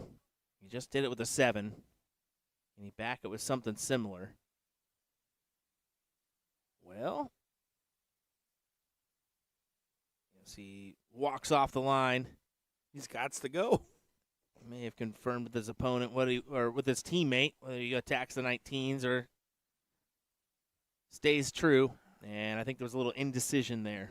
Yeah, I mean, your point lead says you don't need to shoot it back at the 19s, but your confidence says you need to shoot it back at the 19s in that moment, right? Sometimes when you have moments like that where the points don't really come too much into play and you don't feel like you're hitting the close, go shoot a random 15 or 16 in that scenario. Tap a bowl in. You can seek inspiration in other parts of the dartboard.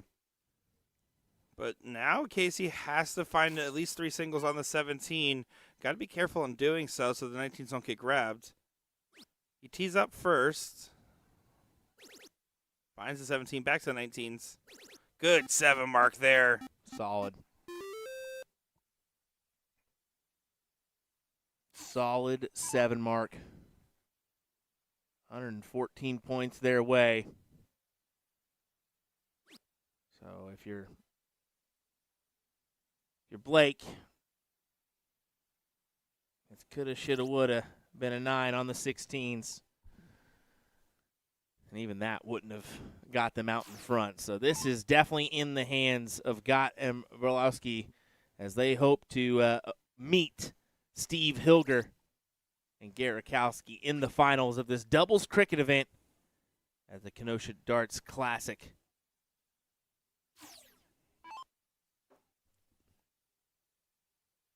Here at the Parkway Chateau in the Brat Stop. Let me tell you, those brats would have been so good if we could have ordered. Well, we got one. Could at have been least. so We got one good. at least. I was looking forward to the cheese soup and a platter of all their different brats, but I'll make you cheese soup at the hotel room. You buy a bunch of cheese curds and then you put them in a microwave until it turns soupy. That's not how that works. You throw in a little water. Looks like it's DoorDash for us this evening. Yay. Yippee! Anyway.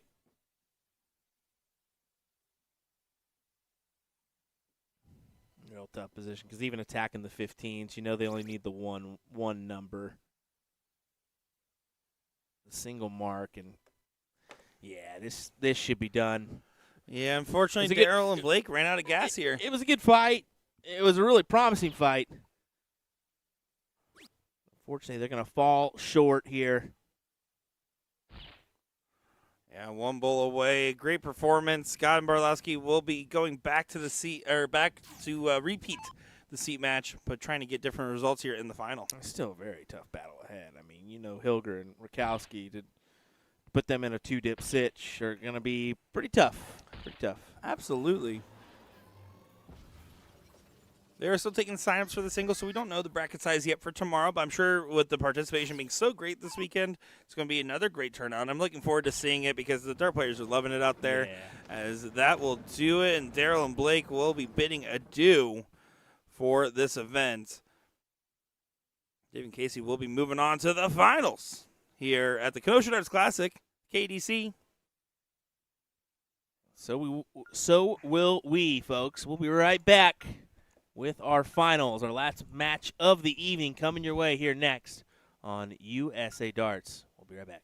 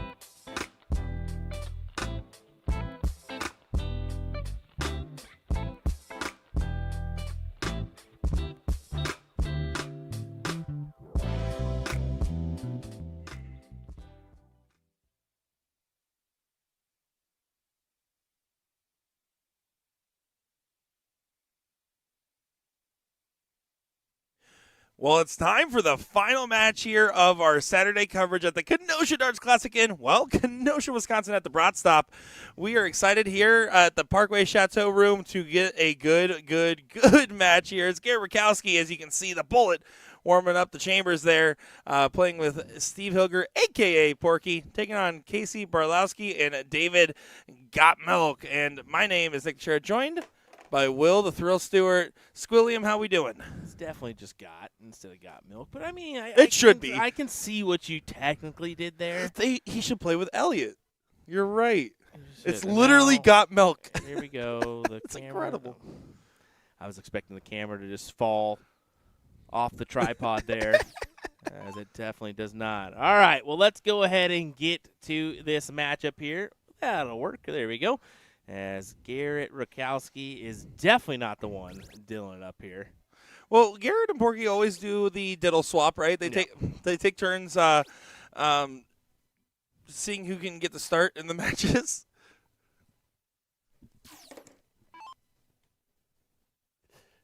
You just sit on that one for a bit.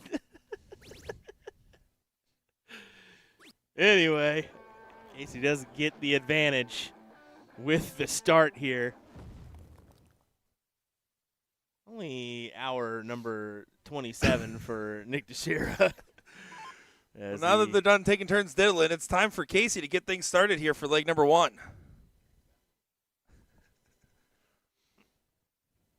Now, I'm excited to see the finals here. I'm excited to see Barlowski get back into the mix after losing that seat match. They did a good job and a pretty convincing last leg decider to move on to this point. But that's a whole lot of – you can have the start here, Garrett. Yeah, it's essentially what they did there. And, Garrett, most of the time he'll take full advantage. And at the triple, he doesn't there. Just 3 singles. Well, it's an Amish triple. Well played. Well played, brother. You're welcome for that one. Yeah, I did. Thank you. Welcome for that one, yeah. No, Garrett, we saw him earlier show the frustrations this morning, talking about how he was one hole out of everything, and he was feeling it. And there, David, not feeling any sympathy for Mr. Rakowski, goes ahead and nails a 7. Yeah, turns it right back in their favor, right? Absolutely. I gotta admit, Porky's glasses, I don't know, it's giving me like Jeff Smith vibes. Kind of, I don't know the way that he has. Give me John Part vibes. Oh, there you go. John Part when he changed the glasses. Yeah, I can see it. Yeah. I could see it. Well, Casey, Garrett and Porky having a little fun back there. Casey's going to try to make sure they have a little bit more of a defense set up. Does kick it right through those uprights. Tight squeeze, but a good find. Garrett's going to have to dig deep, looking for 7 onto the 18s a minimum. I don't love that first start with the long setup and the Astro Flights there. He can try to sneak it in, but, yeah, you can see he gets caught right up. I don't know how Garrett gets that setup to work because I just had a chuck with him, and you really got to fling it to get them darts straight at the board. I mean, it is – wow. Earlier, he went and tried my darts and gave me his, and I've thrown his a couple of times before. I go up there with his darts. First dart, dead center, trip 20. Second and third dart, hit the board, awkward angle, and fall out. Yeah. And I could tell you they weren't trip 20s, and he starts yelling, Nick hit a 180! Nick hit a 180! Look, guys! So, that's Garrett for you, man. The best way I can place it is like when I put straws on my shaft and throw like that just as a joke. Honestly, that's the best way that to describe his dart. Honestly, Garrett starts not a long far cry away from Daryl Nightcannon's barrel setup, if we're being completely fair. Yeah. This is starting to become interesting. It's 2 houses versus 1. Whenever you find yourself in these scenarios, it's all about asking what does a 9 mark do and where would a 9 mark go. That'll certainly work. Garrett throwing a 2.5 now, the low runner here in this battle. Wow. Yeah, this is not the normal Rakowski. Giving a little false fist bump there as Casey's over there doing some form of a squat. It's like if you was it yoga? I don't know, but because it looked like if you told someone what a squat was, but they didn't know exactly what you meant. That's what that looked like.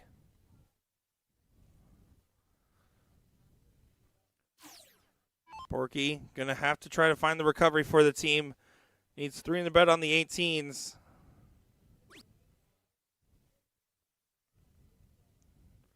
A lot tougher to find that trip. This first leg looking quickly like it's getting out of hand.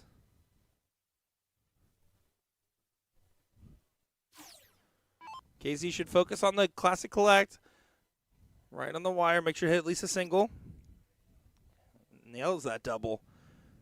Tries to do the 15 transfer. Should switch off. But does stay. See, that first dart goes in that 10, that spot. It's a well-thrown dart, just kind of an awkward blocker. You don't need to commit to the 15. I throw a bull or a 16 on that last dart. But, again, moot point here. Even if Garrett does collect on all 3, Garrett's just trying to set his average for next year. Division 2. Looking forward to him. We hope we can see him in that CSC once again, he was He was in that. there in Yeah. Season 7. He played Austin Braswell in the opener, where I jinxed Austin Braswell so bad I had to go buy his darts. Oopsies.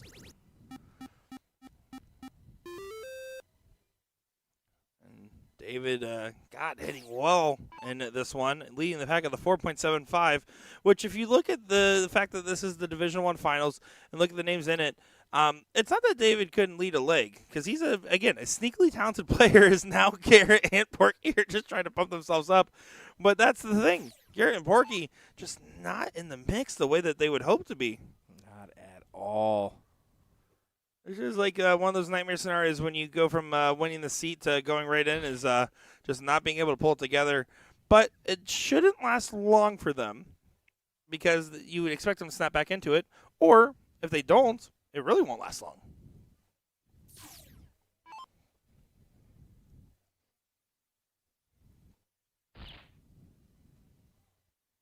It is the last stream match of the night here, Nick. Well, you're the one that's making the prophecy true so far. That was you yesterday. You're part of the problem.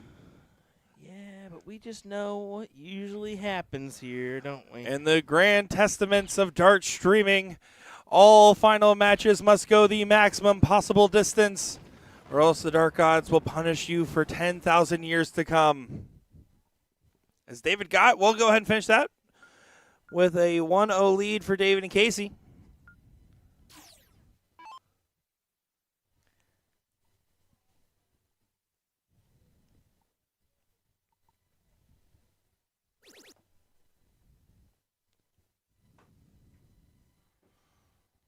Try to switch to the 18s on dart number 2.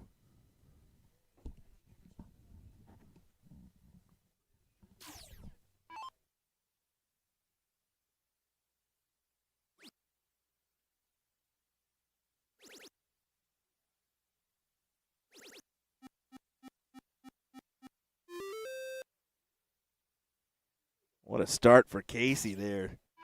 Magnificent start. Especially, once again, Garrett only throwing 3 singles the way. Well, Porky tries the best with a 5 mark to recover, but now Guy gets an opportunity here. 2 singles lets him swing the 20s if he wants. oh, man. Look at this from David. I think he's staying. He is. Hammers in the 9. Oh, David got it. It's a good shot. It's a 147-point lead. It's forcing your opponents there to find a 7. An 8, excuse me.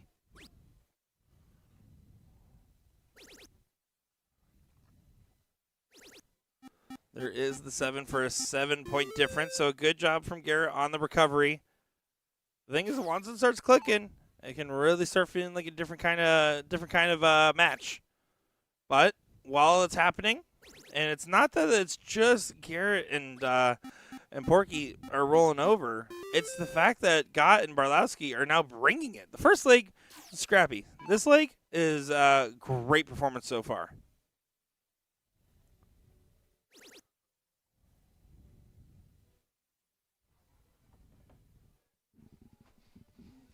Wow. They are really struggling here. And maybe it's not necessarily they're struggling as much as just David and Casey are really bringing their A game. I mean, averaging a 9 right now is got a 7 for Casey. Yeah, they're rolling at the moment. Yeah, he turned around and looked before that dart even hit the board there. Yeah, that's Godfrey. He's kind of squirrely like that at the line. Yeah, he can be. He can. But there, that's how I follow my 9 marks. That'll really bust up that 9 average. Casey's all smiles with David back there. They're having a good time and bringing the right energy.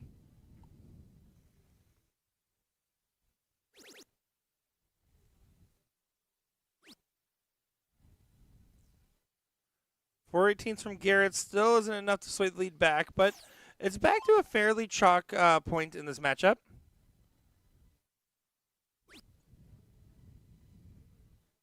Garrett get a big stretch. Porky trying to Do a couple ghost throws. Get something going here.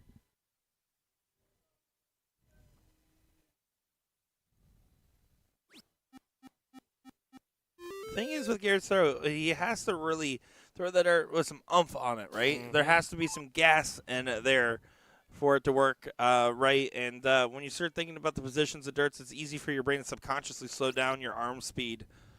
I wonder if that's playing a factor here, or if it's just a plain old case of the one hole is now feeding into kind of a negative feedback loop, so to speak.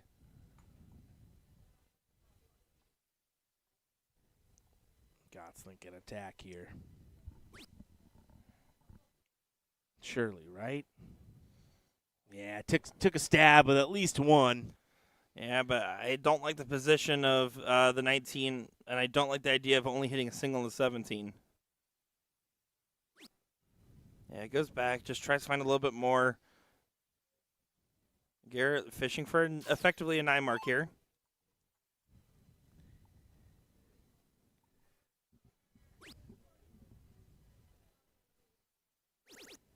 There you go. How about another? Try to build some confidence. Yeah, he'll take the 5 in this moment. At least gets them back to chalk. Casey should throw for 419s before shooting the 17. I don't like that.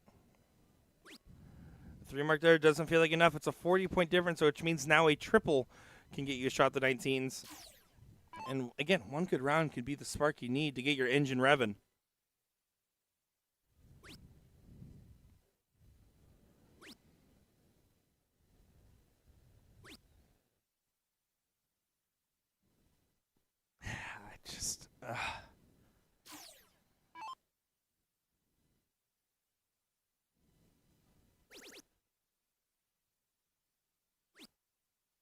Yeah, 2 fat singles needed. There you go. Close the door.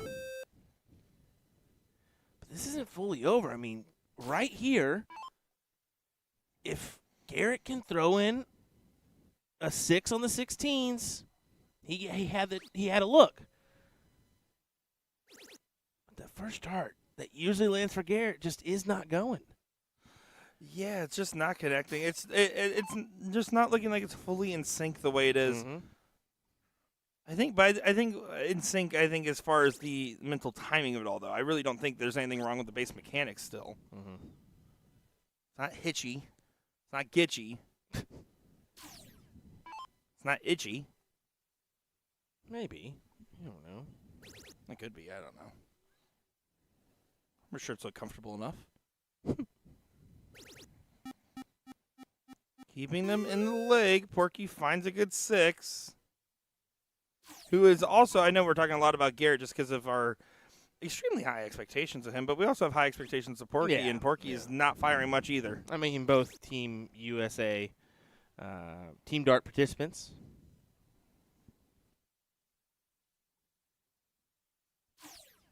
Earning that right based on their average.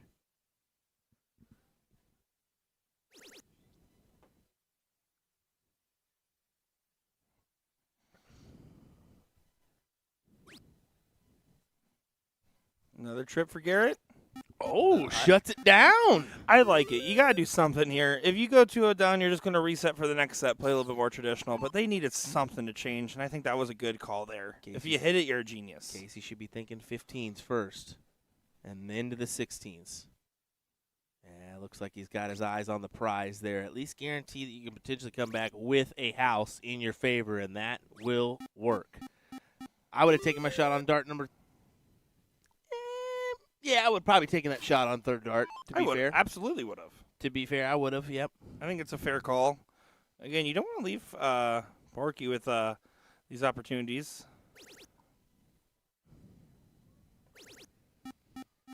Good 6.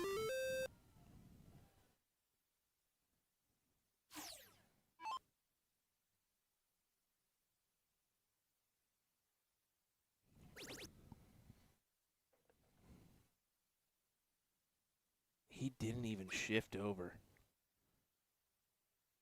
Didn't even shift over. Again, it's a 1 point. But man. You got to take that gamble because these guys, once they start heating up,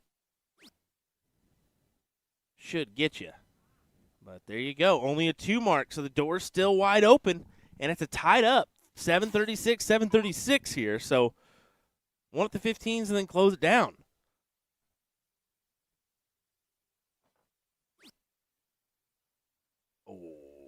Okay. It's fine if you hit it. I mean, yeah. I mean, the double on dart 2 works, but goodness gracious. I'm like, dude, if you hit 3 singles here, you did nothing. Yeah, no, it's really, really risky, but it does pay off if the double doesn't happen. It will not. I'm going to try to add a dart by staying on the bull, and does do so, so it's a 10-point lead.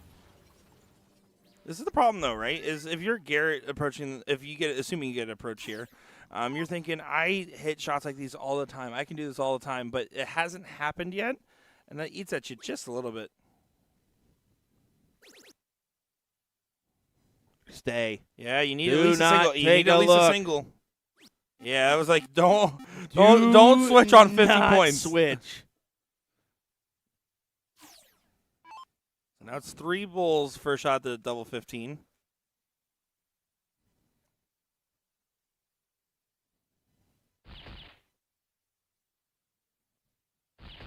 Oh, big correction Bull, after that bull. first. Yeah, and it gives him a subtle lead.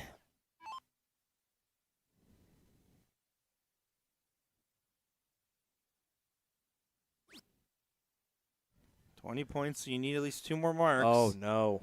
This is a big last. That's a massive find. Yeah, but You had to hit something. it's not really because 25, you tie it up, 2-15. So really it's a three-shotter here. There you go. This is done. Now you're 1-1. Well, yeah. But it's still, I mean, the last start trip at least made it a little where bit I go more back. interesting. Gott should have taken that shot at the 16s when he had the opportunity to shut it down, and then you're 2-0 going into the second set, I think. But, hey, coulda, shoulda, woulda. It's all right. You've got another leg here to potentially get it done, but you have to take it in order to force the second set. Absolutely. So let's go ahead and see how this will play out here. This diddle game going to be very important. And Porky here to go ahead and swing. Let's see what he's able to do.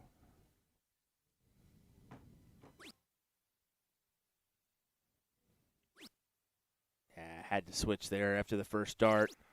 Yeah, but And- giving away the start there, unfortunately, unless something crazy happens here. It shouldn't. The Bulls could come into play here if you really needed it to. I don't imagine, but He tried to move the dartboard on it. all righty. Last leg decider here in the our potential testament first set. of darts, max possible distance for every last stream match. This is a very easy bet. Right now, go onto your Hard Rock Bet app or DraftKings or whatever you got and go ahead and hammer the win here for this leg. Just send me the money. I'll take it. Yeah, we'll take bets on that. Well, Need a triple. that's crisscrossed. Is it applesauce? There's no way he's fitting it in there, right? Oh, my good. How? It's a good dart. That's a well-thrown dart. You really saw those darts 1 and 2 move there in order for that third dart to fit into the triple segment. And no better time He's than a now to stand. turn it on. I love the stay there from Garrett. You saw Casey calling for it, and if he was playing normal Garrett darts, I would call for that too. He But hasn't. no, right there, you Yeah. stay. You stay for sure. You stay for sure. You follow in those two just to guarantee, okay, I'm starting off on the right foot here in the leg when it really matters. Absolutely. I'm right in your headspace there. Get out of my head. Get out. Get out of there. Get out of here. Now, inversely here, I'm okay with Porky just going up the 20, trying to hit the 3 big singles, He'll make- taking a safer shot first. And it looks like he is. I was thinking he'll probably take at least the first dart at the 19s just to pad it, but now he's going to just walk the dog. And this, Good 6 mark there from Porky. I mean, 6-0 and a 9 compared to the 3 and 5. That's the opening round from each competitor. We'll see how it changes up here.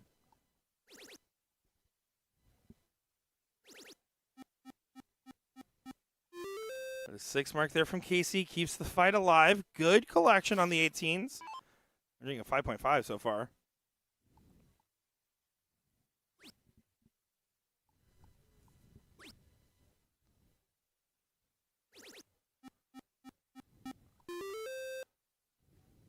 Good collect there from Garrett, though. Last start on the close. That emission starting to come clearer and clearer. Needs 7 to regain the point lead. Still finds 6 within 4 points. The fight is still on. I didn't hear no bell. You hear no bell? I hear no bell. Not yet, but that bell may be ringing here shortly. There's been no such thing as a guarantee, though, in this matchup. Not yet. Yeah, just 2 fat 19s. As David kind of turned around thinking, okay, we've still got a chance here. And yes, you do. I mean, triple 17. Take that chance of the 19, right? Okay. I don't know if that was really aimed there. Yeah, I know he likes to do a little bit of switching and swatching, but there doesn't find it. Swapping. Swatching? I remember the swatches that existed a little bit. Those Works. were a trendy item. I think they're all e-waste now. Right in the middle of a final. Okay. All right, bub. Selfie City. Oh, my. And this is the Garrett I remember seeing at my bar mitzvah. Mm-hmm. Yeah, I didn't know you were Jewish. I just like going to parties and crashing them. That's it.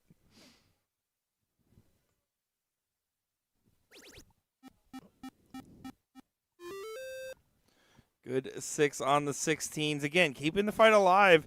It's a good collected performance. I mean, it combined to 9.67, but it's playing a combined 10.67. Might just stay. Yeah. Needed a go-ahead trip. Stayed there to try to find one. Casey's itching for an opportunity to be able to shoot this 19. I just know it. Well, fill up that 16 then. Will not be able to do it. Has to stay. Surely, right? He does. Good 6.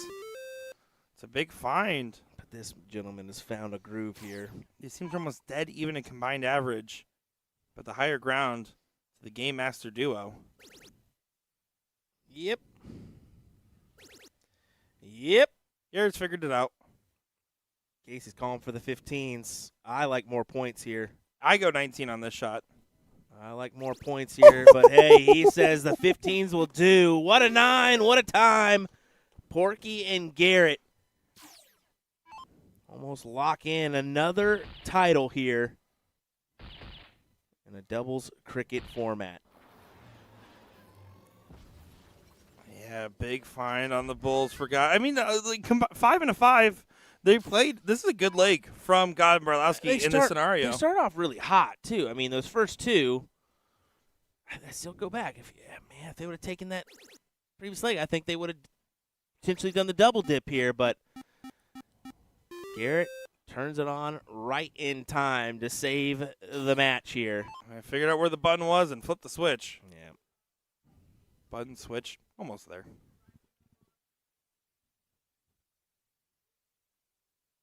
I believe Porky played the old Mr. Lava Lava, too, so we could see some karaoke here in a moment from Mr. Hilger. Give him the mic. He's even trying to find inspiration on the jukebox. 3 Bulls needed for a first-place title here. The bullet to fire away at these match darts. 1, 2, 3. 2 and 3. There you go. Your champions here in this bracket. Steve Hilger and Garrett Rakowski. Big finds, big plays, big games, and there's a good win for Garrett and Steve, and a good run for Casey and David. Definitely so. Well, guys, this has been just about 12 hours. Is that right, I almost? think a little bit more than that, to be fair. What time did we start? We started at 11, right? Yeah, no. Well, but I mean, if we count travel and wake up and get ready, it's a lot more. But Yeah, good 12-hour show today among our split session. So good stuff. More action coming your way tomorrow. We're going to be live here for the singles event, singles combo, if I'm not mistaken, right? That is correctish, I think. Yeah, sure. Let's go with it. All righty, folks. Well, we'll see you tomorrow for some more darting action from the Kenosha Darts Classic. Good night, folks.